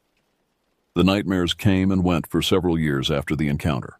They were always variations on the same theme: being pursued through endless darkness by something that wore familiar faces but moved with inhuman grace. Sometimes it was the creature from the road, Other times it took the forms of friends or family members, beckoning me to follow them into places where the shadows moved independently of their sources. I've never told my own children about what happened that night, though they're now approaching the age when such knowledge might be useful. Part of me wants to protect them from the burden of knowing that such things exist, while another part recognizes that ignorance can be its own form of danger. Perhaps when they're older, when they start dating and driving on their own, I'll pass along the warnings that Dennis shared with our family. The scientific part of my mind has occasionally tried to rationalize the experience. Maybe it was just a large bear, disoriented by the storm and the strange weather patterns. Maybe our fear amplified normal animal behavior into something supernatural. Maybe the wet roads and strange lighting conditions created an optical illusion that transformed an ordinary creature into a nightmare. But then I remember the intelligence in those reflected eyes, the deliberate way it positioned itself in our path, the impossible leap that carried it over the fence. No bear moves like that. No natural animal mimics human voices with such chilling accuracy. And no ordinary encounter would have left such a lasting mark on everyone who witnessed it. Dad passed away 3 years ago from a heart attack. But even near the end, when his memory was failing in other areas, he could still describe that night in perfect detail. He'd grown more religious in his later years, attending church regularly and keeping a Bible on his nightstand. When I cleaned out his belongings after the funeral, I found that turquoise stone Dennis had given him tucked between the pages of Psalms, worn smooth from decades of worried handling. I drive past the turnoff for Highway 12 occasionally when business takes me toward Gallup, but I've never taken that route again. Sometimes I wonder if the thing we encountered is still out there, waiting for unwary travelers on that lonely stretch of road. Other times I imagine it has moved on to new hunting grounds, drawn by the scent of fear to terrorize other families making their way home through the desert darkness. The rational part of my mind insists that dwelling on such thoughts is unhealthy, that I should move on and forget about one frightening night from my youth. But the deeper, older part of my consciousness, the part that still wakes me from dreams of reflected eyes and impossible movements, knows better. Some experiences mark you permanently, changing the fundamental way you perceive reality. I still make deliveries occasionally, though mostly to help out other local businesses rather than running my own service. But I stick to main highways, travel only during daylight hours, and always carry that worn turquoise stone in my pocket. It's probably just a psychological comfort, a placebo that helps me feel safer in a world where I now know monsters are real. But sometimes, when I'm driving through empty country and the silence grows too deep, I'll wrap my fingers around that smooth stone and whisper a quiet prayer to God for protection. And whether it's the power of ancient traditions, divine intervention, or simply the human need to feel safe in an uncertain world, somehow it always helps me make it home.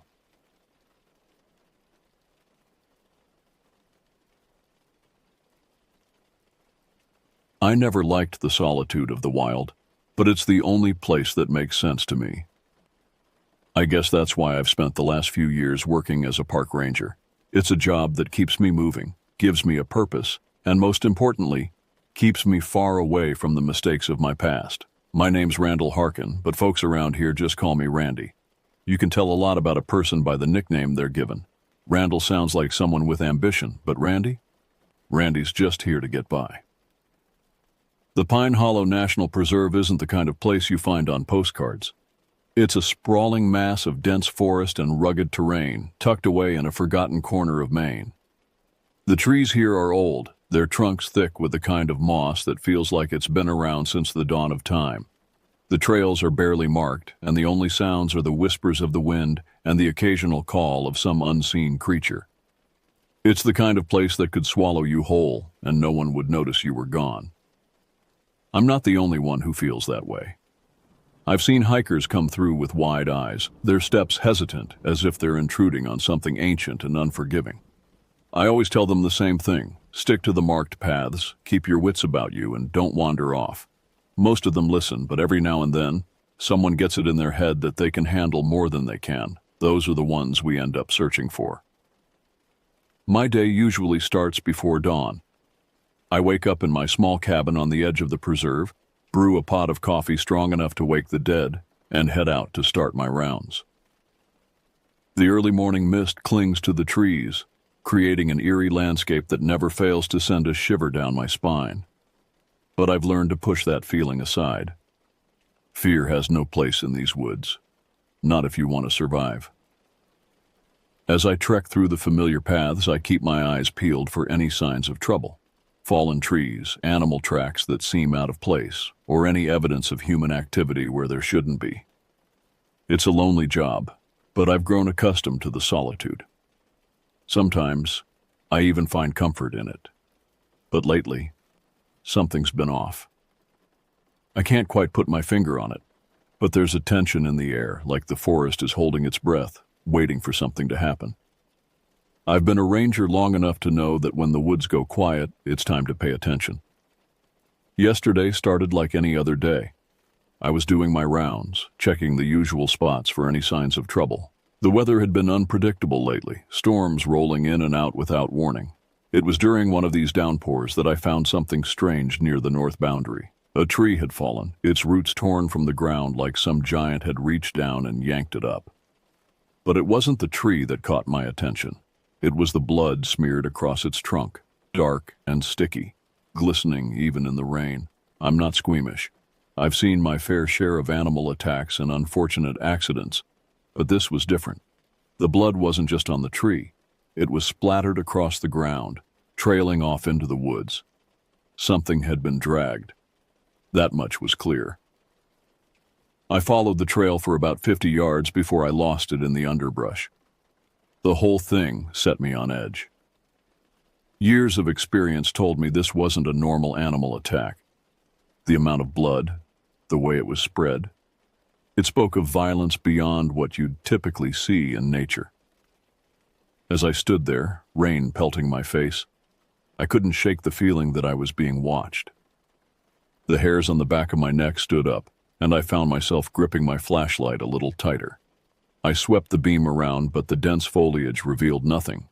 I've never been one for ghost stories or tall tales, but in that moment, all the legends I'd heard about these woods came flooding back. Stories of hikers going missing, of strange noises in the night, of things that shouldn't exist. I'd always dismissed them as campfire tales. But standing there in the rain, surrounded by the oppressive silence of the forest, I wasn't so sure anymore. I knew I should radio it in, get backup, but something held me back. Maybe it was pride, or maybe it was the fear of being labeled as the ranger who cried wolf. Whatever it was, I decided to head back to the station and gather my thoughts before making a report. On the way, I ran into Jonah, one of the newer rangers. He's a good kid, eager to prove himself. But there's something about him that reminds me of a dog chasing cars. So much energy, not enough sense to know when to stop. "Randy, you see anything weird out there?" he asked, his voice carrying a hint of excitement. "Just the usual," I replied, not wanting to spook him. "A tree down in the north, probably a bear or something got into it." "A bear? This close to the trails?" Jonah's eyes lit up. "Think we should go check it out?" "Already did. Nothing to see." I gave him a look that I hoped conveyed the message. "Drop it." Jonah hesitated, then nodded, though I could tell he wasn't convinced. He muttered something about checking the south perimeter and took off, leaving me alone with my thoughts.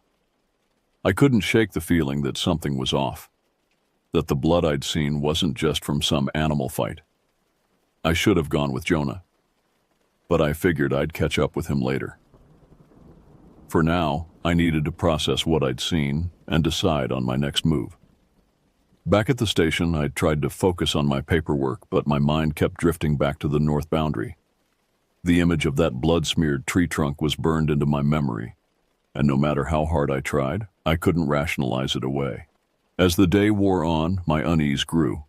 I found myself jumping at every little sound, my eyes constantly darting to the windows, half expecting to see something lurking just beyond the glass. It was ridiculous. I knew that. I was a seasoned ranger, not some green rookie spooked by his own shadow. But still, the feeling persisted. By the time evening rolled around, I couldn't take it anymore. I decided to head out again, this time with a rifle slung over my shoulder. It wasn't standard procedure, but something in my gut told me I might need it. The rain had stopped, leaving the air thick and humid. The forest felt different, like it was holding its breath, waiting for something to happen. As I made my way back to the fallen tree, the fading light cast long shadows that seemed to reach out like grasping fingers. I made it to the site just as the last light of day was slipping away. The blood was still there, darker now, almost black in the fading light. I crouched down, examining the ground where the trail had vanished earlier. There, barely visible under the leaves and muck, was something shiny. My heart raced as I reached out and pulled it free, a small silver bracelet, the kind a child might wear. My stomach turned as the implications hit me. This wasn't just some animal attack. This was something much, much worse. "Jonah, you out here?" I called, my voice sounding too loud in the quiet. No answer, just the wind rustling through the trees. I should have turned back right then, should have radioed for backup and waited for help, but I couldn't. There was something in those woods, something that didn't belong, and I had to know what it was. With a deep breath, I steeled myself and plunged deeper into the forest, following the faint trail of disturbed earth and broken branches. The deeper I went, the more the forest changed. The trees grew closer together, their branches intertwining overhead, blocking out what little light remained. The ground beneath my feet felt wrong, softer, like walking on the surface of a swamp. And then I smelled it.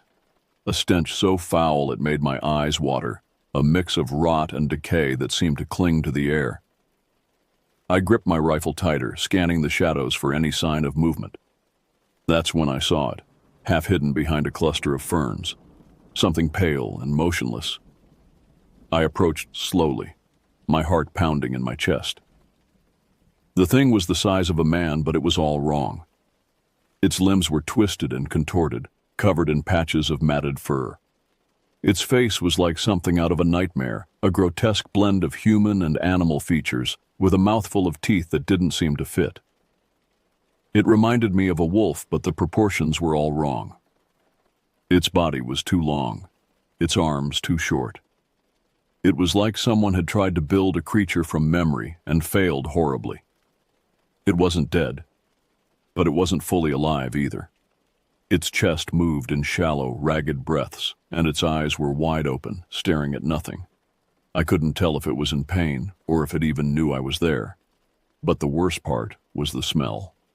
It was coming from the creature, seeping out of its every pore. I took a step back, trying to decide what to do. My mind was racing. Should I shoot it? Try to capture it? But before I could make a decision, the creature moved. It let out a sound, not a growl or a roar, but something low and guttural, like it was choking on its own breath. The sound cut through me, freezing me in place. The creature's head turned slowly, its eyes locking onto mine. I don't know how, but I knew it was looking at me, seeing me, understanding me. And then it moved again, faster this time, dragging itself across the ground with jerky, unnatural movements. I fired without thinking, the rifle kicking back against my shoulder. The shot hit the creature square in the chest, but it didn't stop. It kept coming, clawing its way closer. I fired again and again until the gun clicked empty. The creature finally collapsed, its body twitching once before going still. I stood there, staring at the lifeless thing in front of me, trying to make sense of what I'd just seen. It wasn't like any animal I'd ever encountered, and the way it had moved, the way it had looked at me. I knew this wasn't something natural.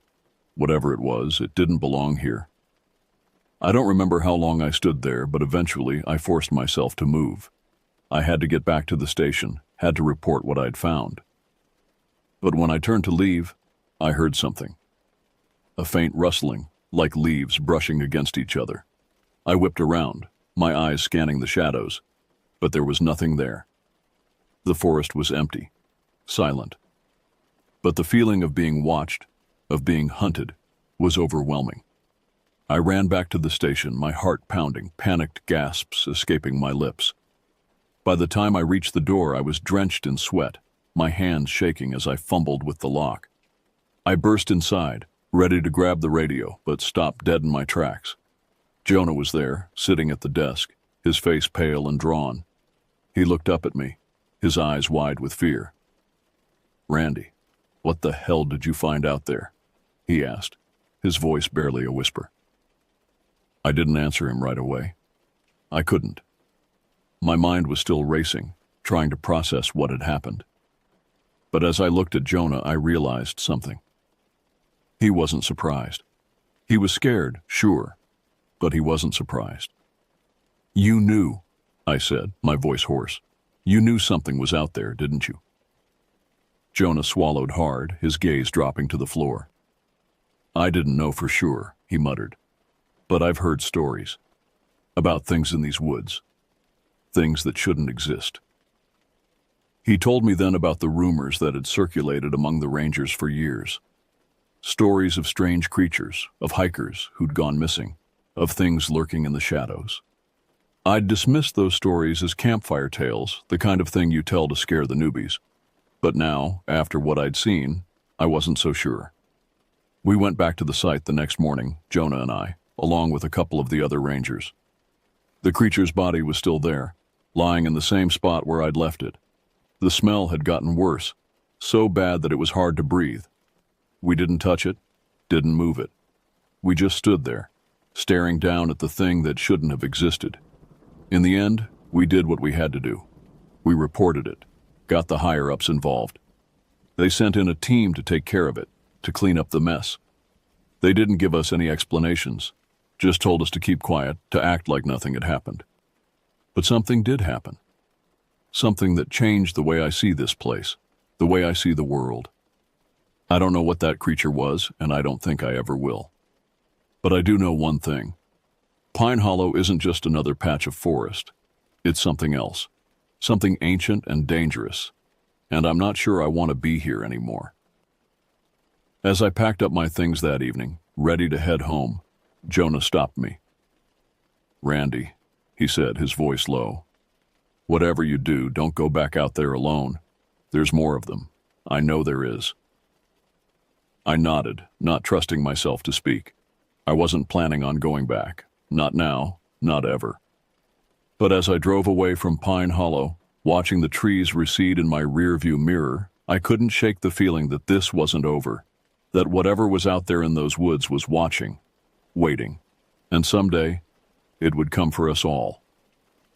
In the days that followed, an uneasy quiet settled over Pine Hollow. The higher-ups had come and gone, taking the creature's body with them and leaving behind a trail of unanswered questions. We were told to carry on as usual, to treat the incident as nothing more than an anomaly. But how do you go back to normal after something like that? I tried to fall back into my routine, but everything felt different now. The forest, once a place of solitude and purpose, now seemed to hide secrets in every shadow. Each snapping twig, each rustle of leaves, sent my heart racing. I found myself jumping at the slightest sound, my hand always hovering near my sidearm. About a week after the incident, I was approached by a woman who introduced herself as Dr. Laura Simmons, a biologist from the State University. She claimed to be conducting research on local wildlife, but there was something in her eyes, a keen interest that went beyond academic curiosity.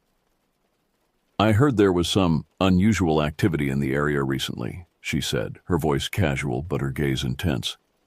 "Anything you can tell me about that, Ranger Harkin?" I hesitated, remembering the strict orders we'd been given to keep quiet.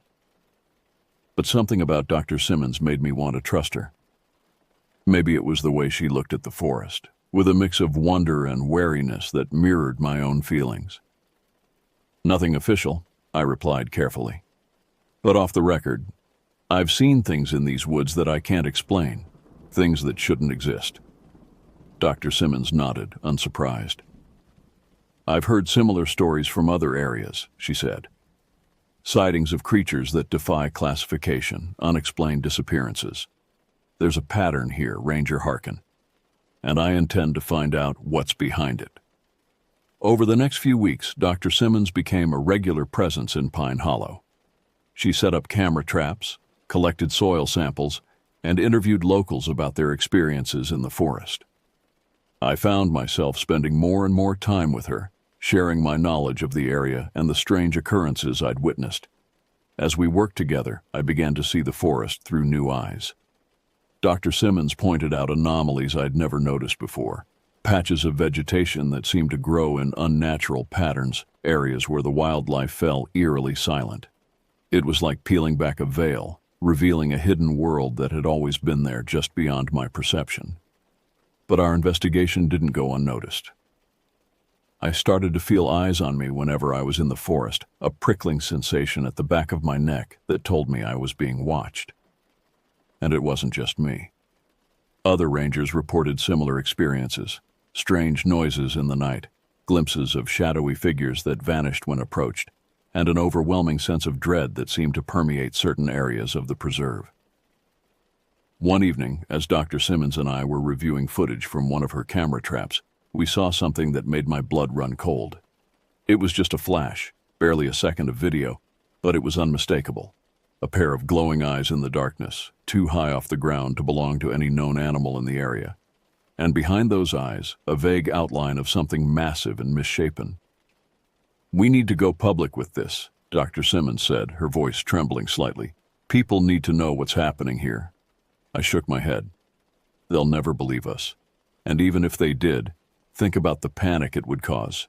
We need more evidence." But as the words left my mouth, I realized I was afraid. Not just of what might be lurking in the woods, but of what would happen if the truth came out. Would Pine Hollow become a circus, overrun with thrill-seekers and monster hunters?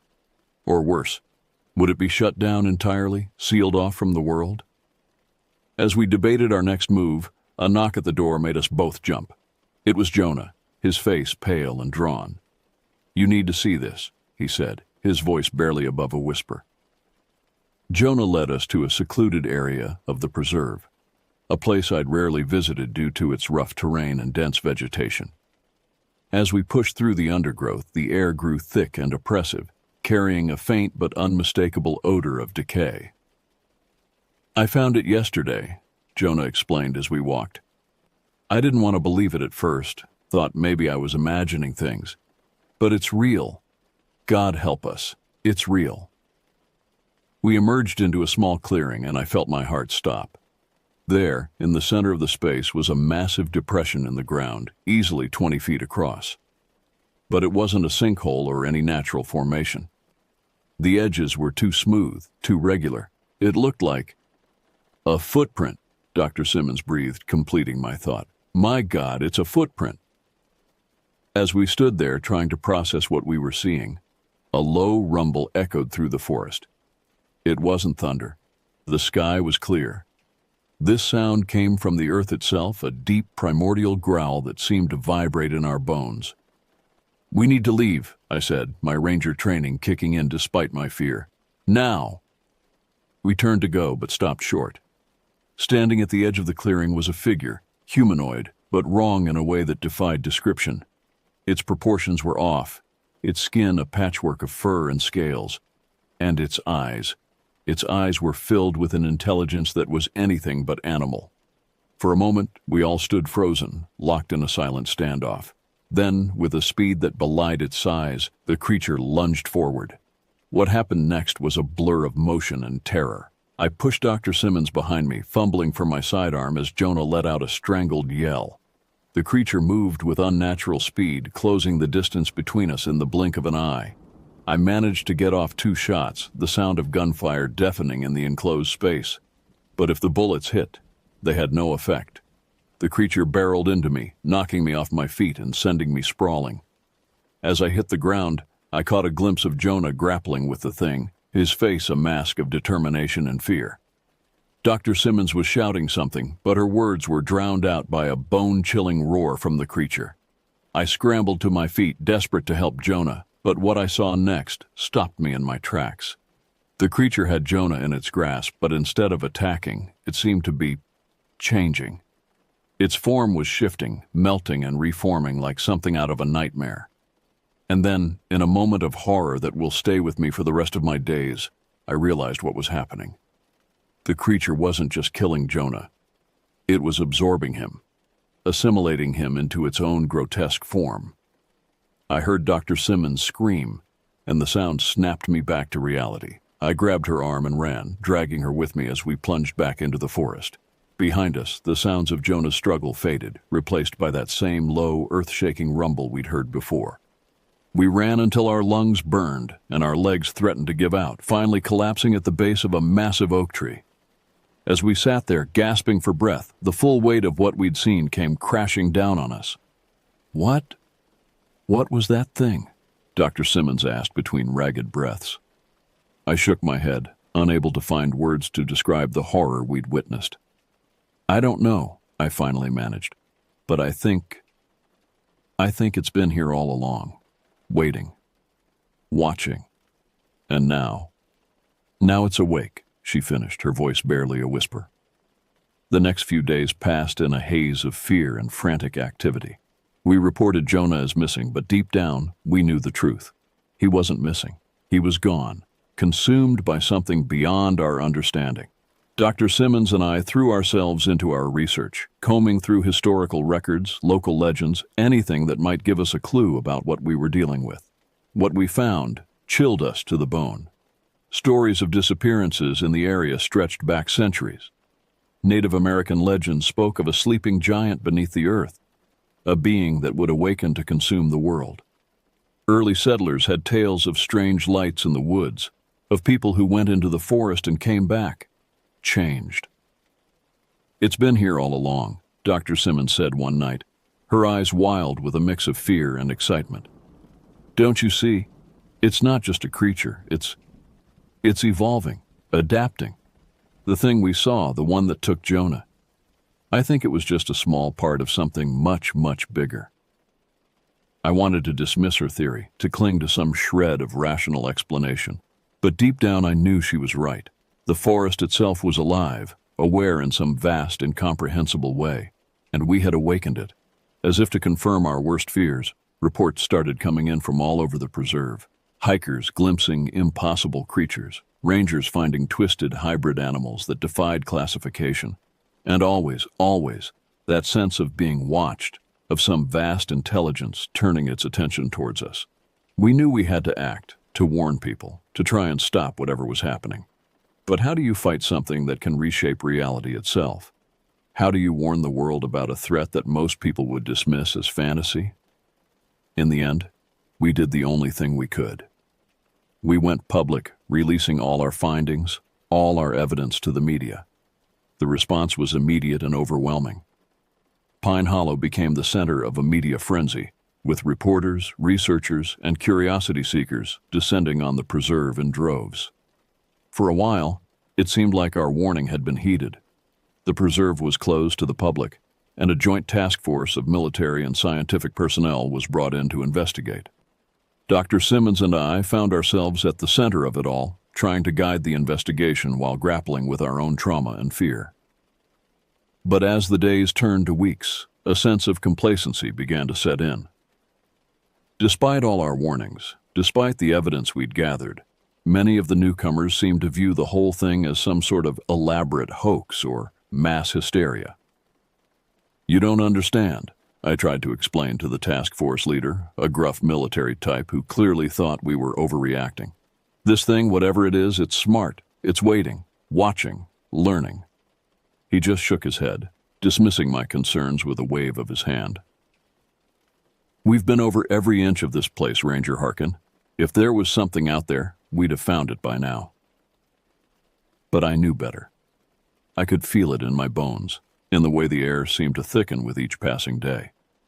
The entity wasn't gone. It was preparing.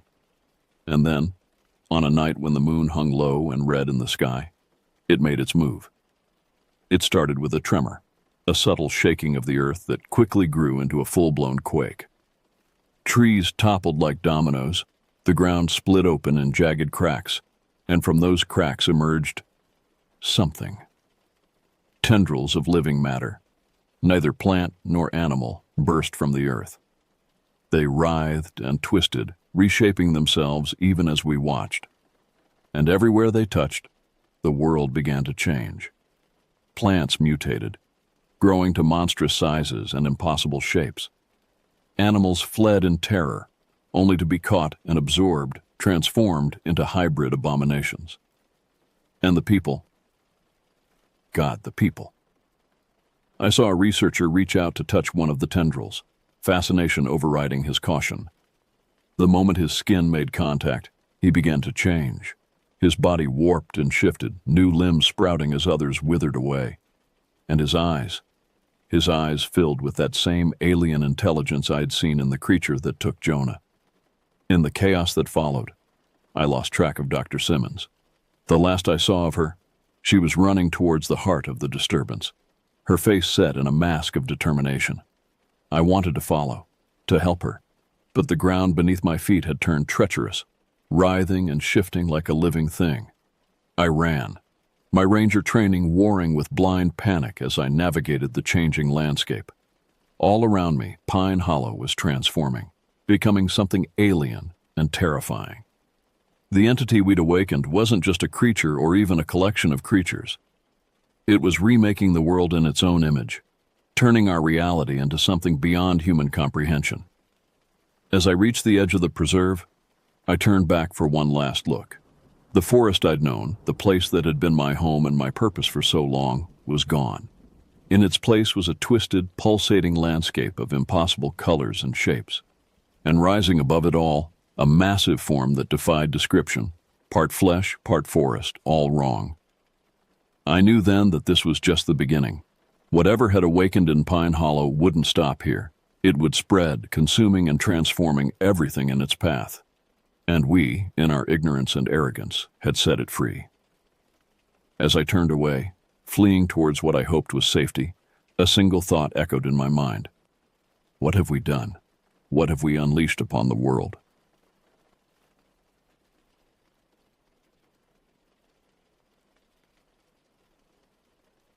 The first rays of dawn were just beginning to filter through the dense canopy of the CO Slaw National Forest as I zipped up my jacket and stepped out of the ranger station. The crisp Oregon air filled my lungs, carrying with it the scent of pine and damp earth. It was a smell I'd grown to love over the past 5 years, a far cry from the exhaust fumes and concrete of my former life in the city. My name is James Hawthorne, and I'm a search and rescue officer for the United States Forest Service. It's a job that found me rather than the other way around, and it's as far from my original career path as you can get. Growing up in Chicago, I was the black sheep of my family, the nature-loving oddball in a long line of successful business people. My parents had my life all mapped out. Ivy League education, MBA, cushy corporate job. And for a while I played along. I got my degree from Northwestern, landed a job at a prestigious consulting firm, and spent my days in a suit and tie, crunching numbers and crafting PowerPoint presentations. But every weekend, I'd find myself escaping to whatever patch of green I could find. Local parks, nature preserves, anything to scratch that itch for wilderness that had been growing inside me since childhood. It wasn't enough. The more time I spent in those manicured urban parks, the more I longed for something real, something wild. The breaking point came during a particularly soul-crushing week of back-to-back client meetings. I remember sitting in my corner office staring out at the Chicago skyline and feeling like I was suffocating. That night, I went home and applied for every outdoor-related job I could find. My family thought I'd lost my mind when I told them I was leaving my 6-figure salary to become a search and rescue officer in Oregon. "You're throwing your life away," my father had said, his disappointment palpable. Maybe he was right, maybe I was crazy.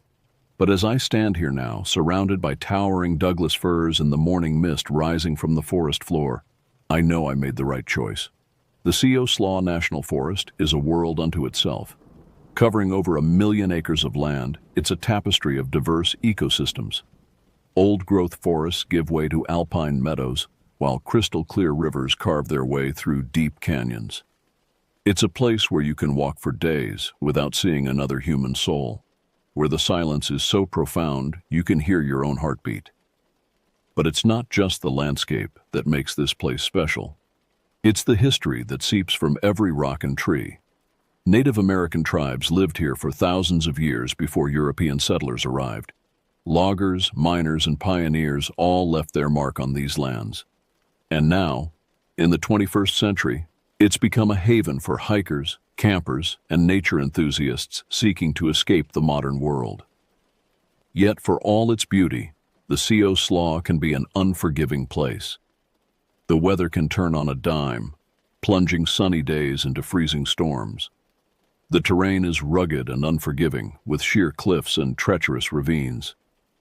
And then there's the wildlife, bears, cougars, and other predators that remind us we're not at the top of the food chain out here. That's where I come in. My job is to find those who get lost in this vast wilderness, to bring them home safely. It's a job that requires a unique set of skills, part detective, part outdoorsman, part medic.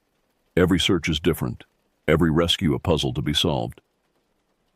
My partner in this work is Dennis Callahan, a guy who couldn't be more different from me if he tried. Where I'm all about the wilderness experience, Dennis is here for the paycheck and the solitude. He's a good man to have at your back in a tough situation, but he doesn't share my passion for the forest. More than once he's told me he thinks I'm crazy for loving this job so much. "You know, James," he said to me once as we were setting up camp during a 3-day search, "most people would kill for the kind of job you left behind. Me? I'm just trying to get by. But you act like every day out here is Christmas morning." I couldn't argue with him. Every day in these woods is a gift, a new adventure waiting to unfold. But little did I know that the adventure ahead of us would test not just our skills, but our very understanding of the world around us. It was a routine morning when everything changed. The call came in just as I was finishing my first cup of coffee. A missing hiker.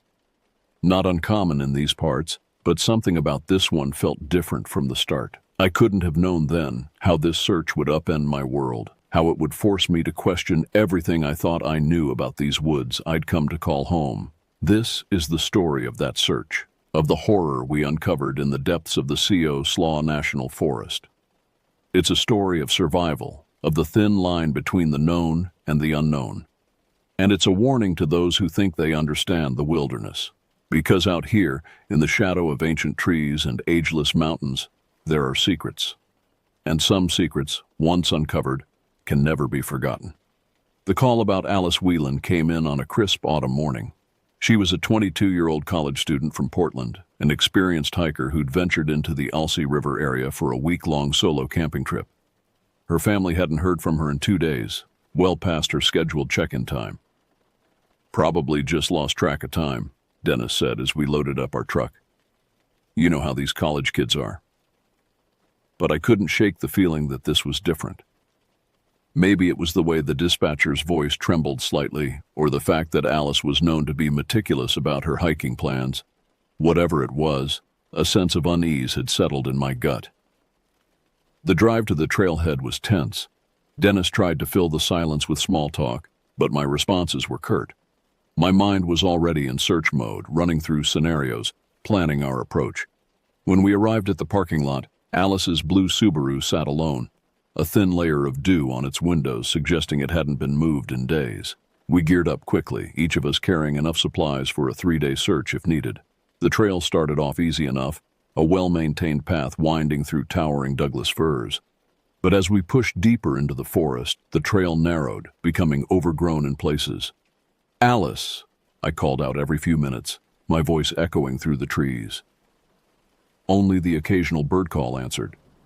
Hours passed. The forest grew denser, the light dimming as the canopy thickened overhead. We found nothing, no discarded gear, no signs of a campsite, not even a stray boot print. "Maybe we should head back, try a different trail tomorrow," Dennis suggested as the afternoon waned. I was about to agree when something caught my eye, a flash of color against the brown and green of the forest floor. I moved closer, pushing aside a fern, and felt my heart skip a beat. It was a small notebook, its pages damp and swollen from the forest's humidity. On the cover, in neat handwriting, "Property of Alice Whelan." "Dennis," I called, my voice tight. "I've got something." He jogged over, his eyes widening as he saw the notebook. "Well, I'll be damned." I flipped through the pages carefully. Most of it was typical hiking journal stuff. Notes on trail conditions, wildlife sightings, sketches of plants.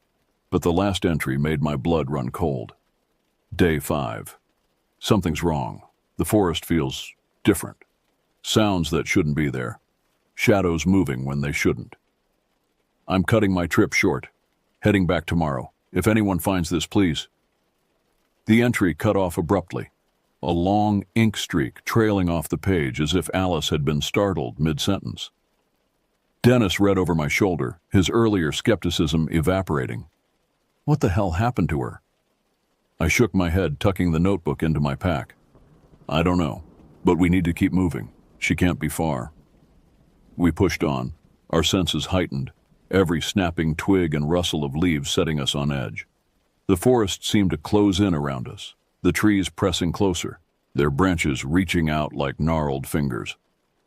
As dusk approached, we finally found her campsite. It was a small clearing, barely big enough for her tent. A half-burned log smoldered in a makeshift fire pit, wisps of smoke curling upward. Her tent was still erected, but the zip was open, the interior dark and empty. "Alice?" I called out, my voice sounding thin and weak in the gathering gloom. We searched the campsite methodically, but found little of note. Her sleeping bag was still inside the tent, along with some clothes and a book, but her backpack was missing, along with her hiking boots. "Looks like she left in a hurry," Dennis muttered, pointing at the scattered gear. I nodded, a chill running down my spine that had nothing to do with the cooling air. "Yeah, but why leave the tent? And where's her pack?"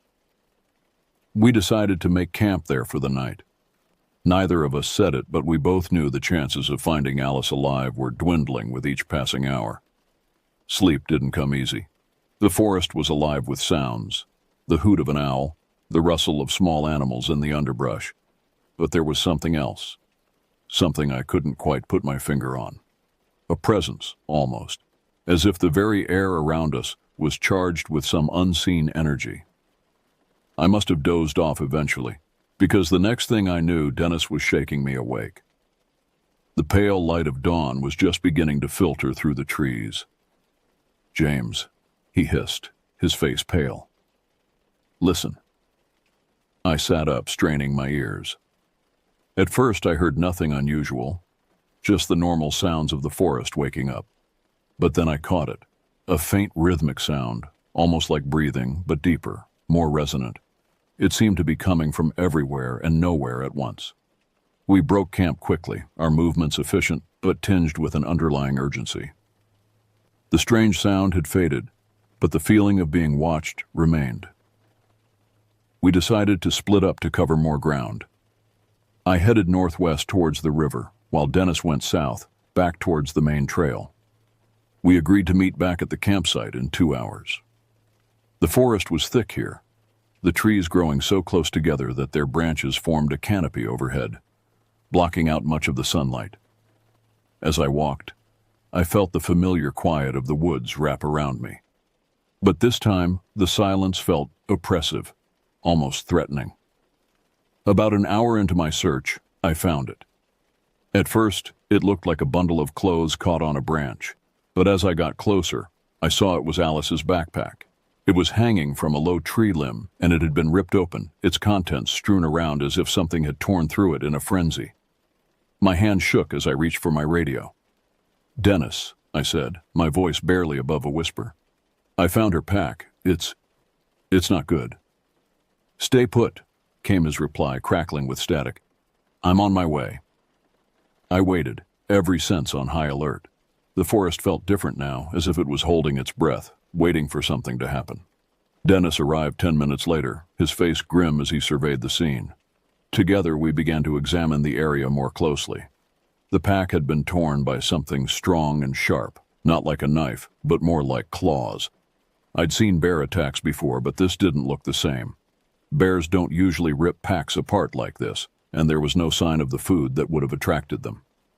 "What the hell did this?" Dennis muttered, his voice uneasy. I shook my head. "I don't know. But we need to keep looking. Alice might still be alive." We followed a trail of disturbed vegetation, broken branches and scattered leaves leading deeper into the forest. The further we went, the more uneasy I felt. The sun was starting to set, casting long shadows that made it hard to see clearly. We found her an hour later. The sight is one that will haunt me for the rest of my days.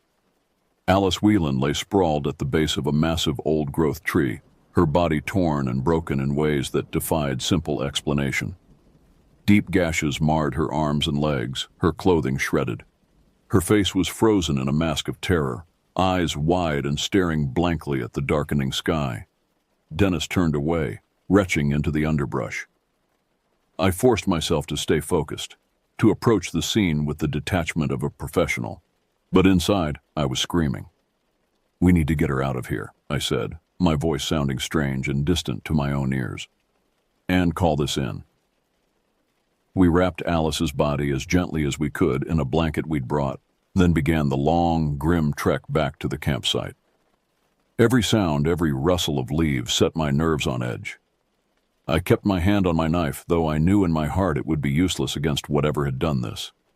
Back at the campsite, we radioed for help. The response team would take a few hours to arrive, so we set up camp and waited, keeping the fire burning bright against the encroaching darkness. Dennis and I sat in silence, each lost in our own thoughts. There was something out there, something dangerous, and we had no idea what it was. The forest, which had always been my sanctuary, now felt alien and hostile. It was around midnight when we heard it. A low, rumbling noise that seemed to come from everywhere at once. It was like nothing I'd ever heard before, not quite animal, not quite human. Dennis grabbed his rifle, and I drew my knife, standing back to back as we scanned the darkness. The noise grew louder, and the forest around us seemed to close in, the trees leaning closer as if they were watching, waiting. Then, as suddenly as it had begun, the sound stopped. The silence that followed was deafening. "What the hell was that?" Dennis hissed, his voice barely a whisper. I shook my head, my eyes darting from shadow to shadow. "I don't know, but we need to stay alert." The hours until dawn were the longest of my life. The noise didn't return, but the feeling of being watched never left. When the first light of morning finally filtered through the trees, it was a relief like I'd never felt before. The response team arrived shortly after sunrise, a mix of Forest Service personnel and local law enforcement. We showed them where we'd found Alice and helped carry her body back to the trailhead. The officers asked us countless questions, but we had few answers. All we knew was that something had killed her, something powerful and ruthless. Days later, the official report came back. They couldn't identify the animal that had attacked Alice, but the injuries were consistent with a large predator. They advised caution in the area, but had no real plan for dealing with whatever was out there. In the weeks that followed, Dennis and I tried to return to our normal routines. But things had changed. The forest, which had always been my sanctuary, now felt like a place of danger and uncertainty. Every time I went out on a search, I couldn't help but wonder if I'd encounter that thing again, if I'd become its next victim. One evening, about a month after the incident, Dennis and I were sitting in the ranger station, going over maps for an upcoming search. The silence between us was heavy, charged with unspoken fears. "Do you think it's still out there?" Dennis asked suddenly, breaking the silence. I looked up from my map, meeting his gaze. "Yeah," I said quietly. "I do." We fell silent again, each lost in our own thoughts. Outside the window, the forest loomed dark and imposing, the trees swaying gently in the wind. I didn't know what the future held, but I knew one thing for certain. Whatever was out there, it was far from finished. In the months that followed, there were more incidents. Hikers reported strange noises, unexplained movements in the undergrowth. 2 more people went missing, their bodies never found. The Forest Service increased patrols, but it felt like putting a Band-Aid on a gushing wound. I stayed on, driven by a mix of duty and a need to understand what was happening in my beloved forest. But I was changed. The wonder I once felt among the trees was replaced by a constant vigilance, a nagging fear that around any bend, behind any trunk, something unnatural might be lurking. Sometimes on quiet nights when the wind is still, I think I can hear it, that low, rumbling sound that defies explanation. And I wonder, not for the first time, if in choosing this life in the wilderness, I've stumbled upon something ancient and terrible, something that was never meant to be discovered. The Siosla National Forest keeps its secrets well, but some secrets once glimpsed can never be forgotten. And in the deepest, darkest parts of these woods, something is stirring, waiting, watching. And sooner or later, it will make itself known again.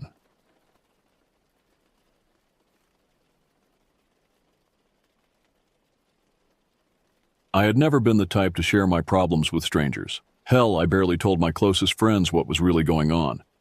My name is Elias Timmons, and I had learned the hard way that no one wants to hear about the bad stuff. But today, the silence was eating at me. Maybe because I was deep in the woods of the Allegheny National Forest, miles from anyone who could offer a sympathetic ear.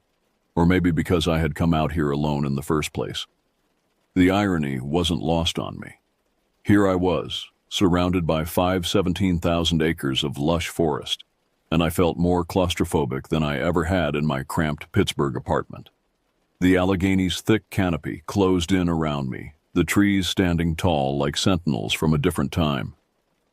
Beech, birch, and maple stretched their gnarled branches overhead, filtering the afternoon sunlight into a dim, green-tinted glow.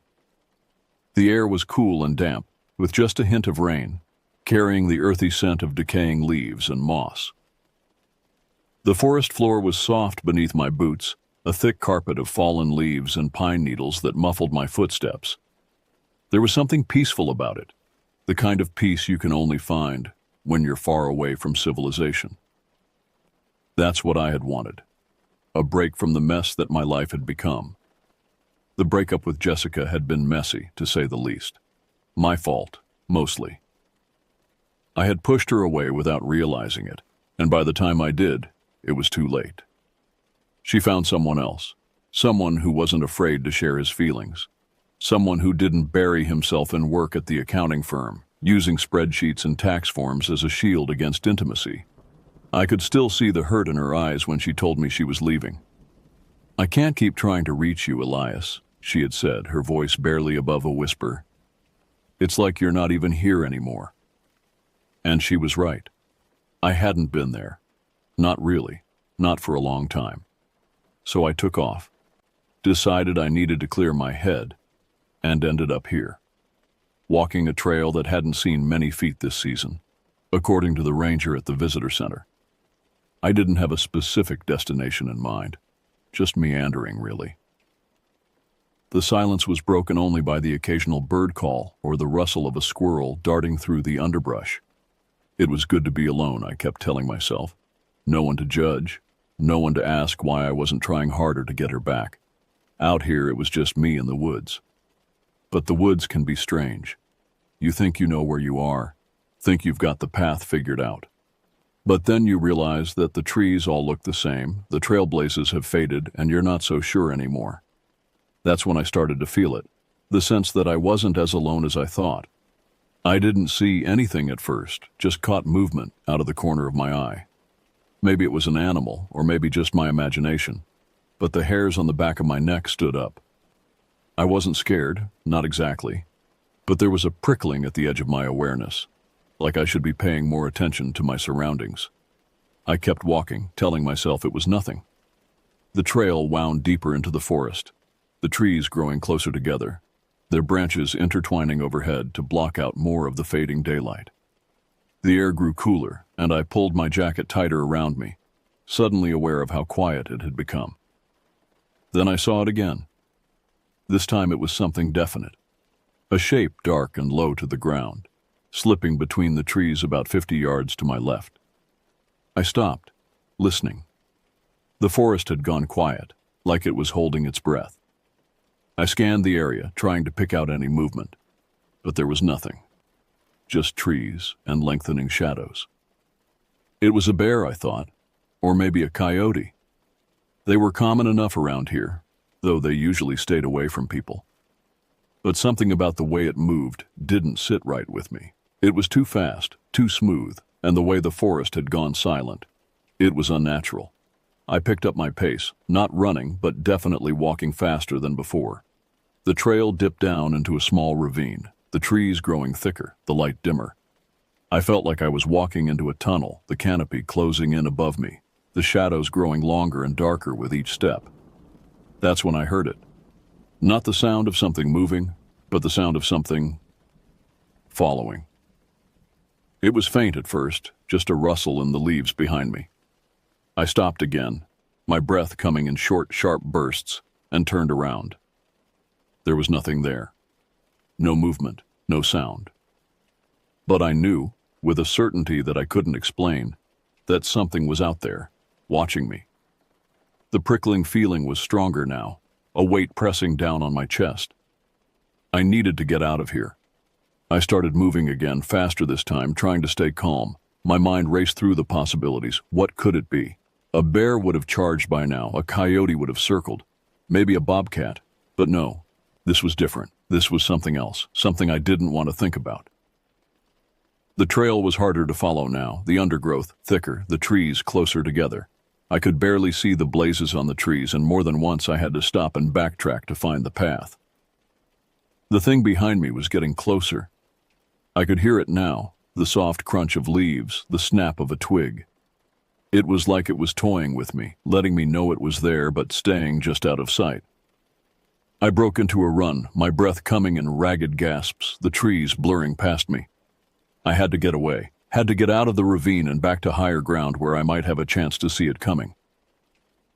But the trail was twisting and turning, and I couldn't get my bearings. The forest seemed to close in around me, branches reaching out to snag my clothes, roots rising up to trip my feet. And then I did trip. My foot caught on a gnarled root, and I went down hard, my head smacking against a rock. Pain shot through my skull, and for a moment, everything went black. When I came to, it was twilight. The light was fading fast, and the shadows were long and deep. I struggled to my feet, my head throbbing, and looked around. The trail was gone. In my panic, I had veered off course, and now I was lost, deep in the woods with night closing in. That's when I saw it, clearly for the first time. It was standing on the edge of a small clearing, half hidden by the trees. It was big, bigger than a bear. With a body that was too long and low to the ground, its fur was dark, matted, almost blending with the shadows. And its face, God, its face was wrong, too wrong to describe. It had features like an animal, but they were twisted, almost human in their expression. It didn't move, just stared at me. Its body tensed like it was waiting for something. My heart pounded in my chest, and I could feel the cold sweat running down my back. I didn't have a weapon, nothing but my hiking stick, and I knew that wouldn't do much against whatever this thing was. But I wasn't going to just stand there and let it get me. I slowly backed away, keeping my eyes on it, ready to run at the first sign of movement.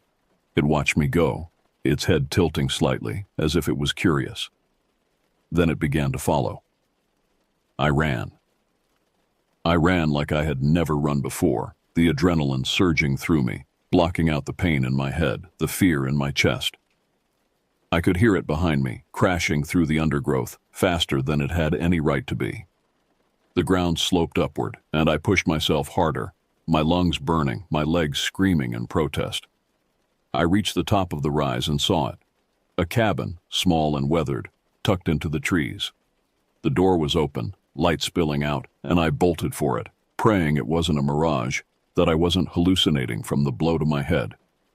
I burst through the door, slamming it behind me and throwing the bolt. My breath came in heaving gasps, and I slumped against the wall, sliding down to the floor. I was safe, for the moment.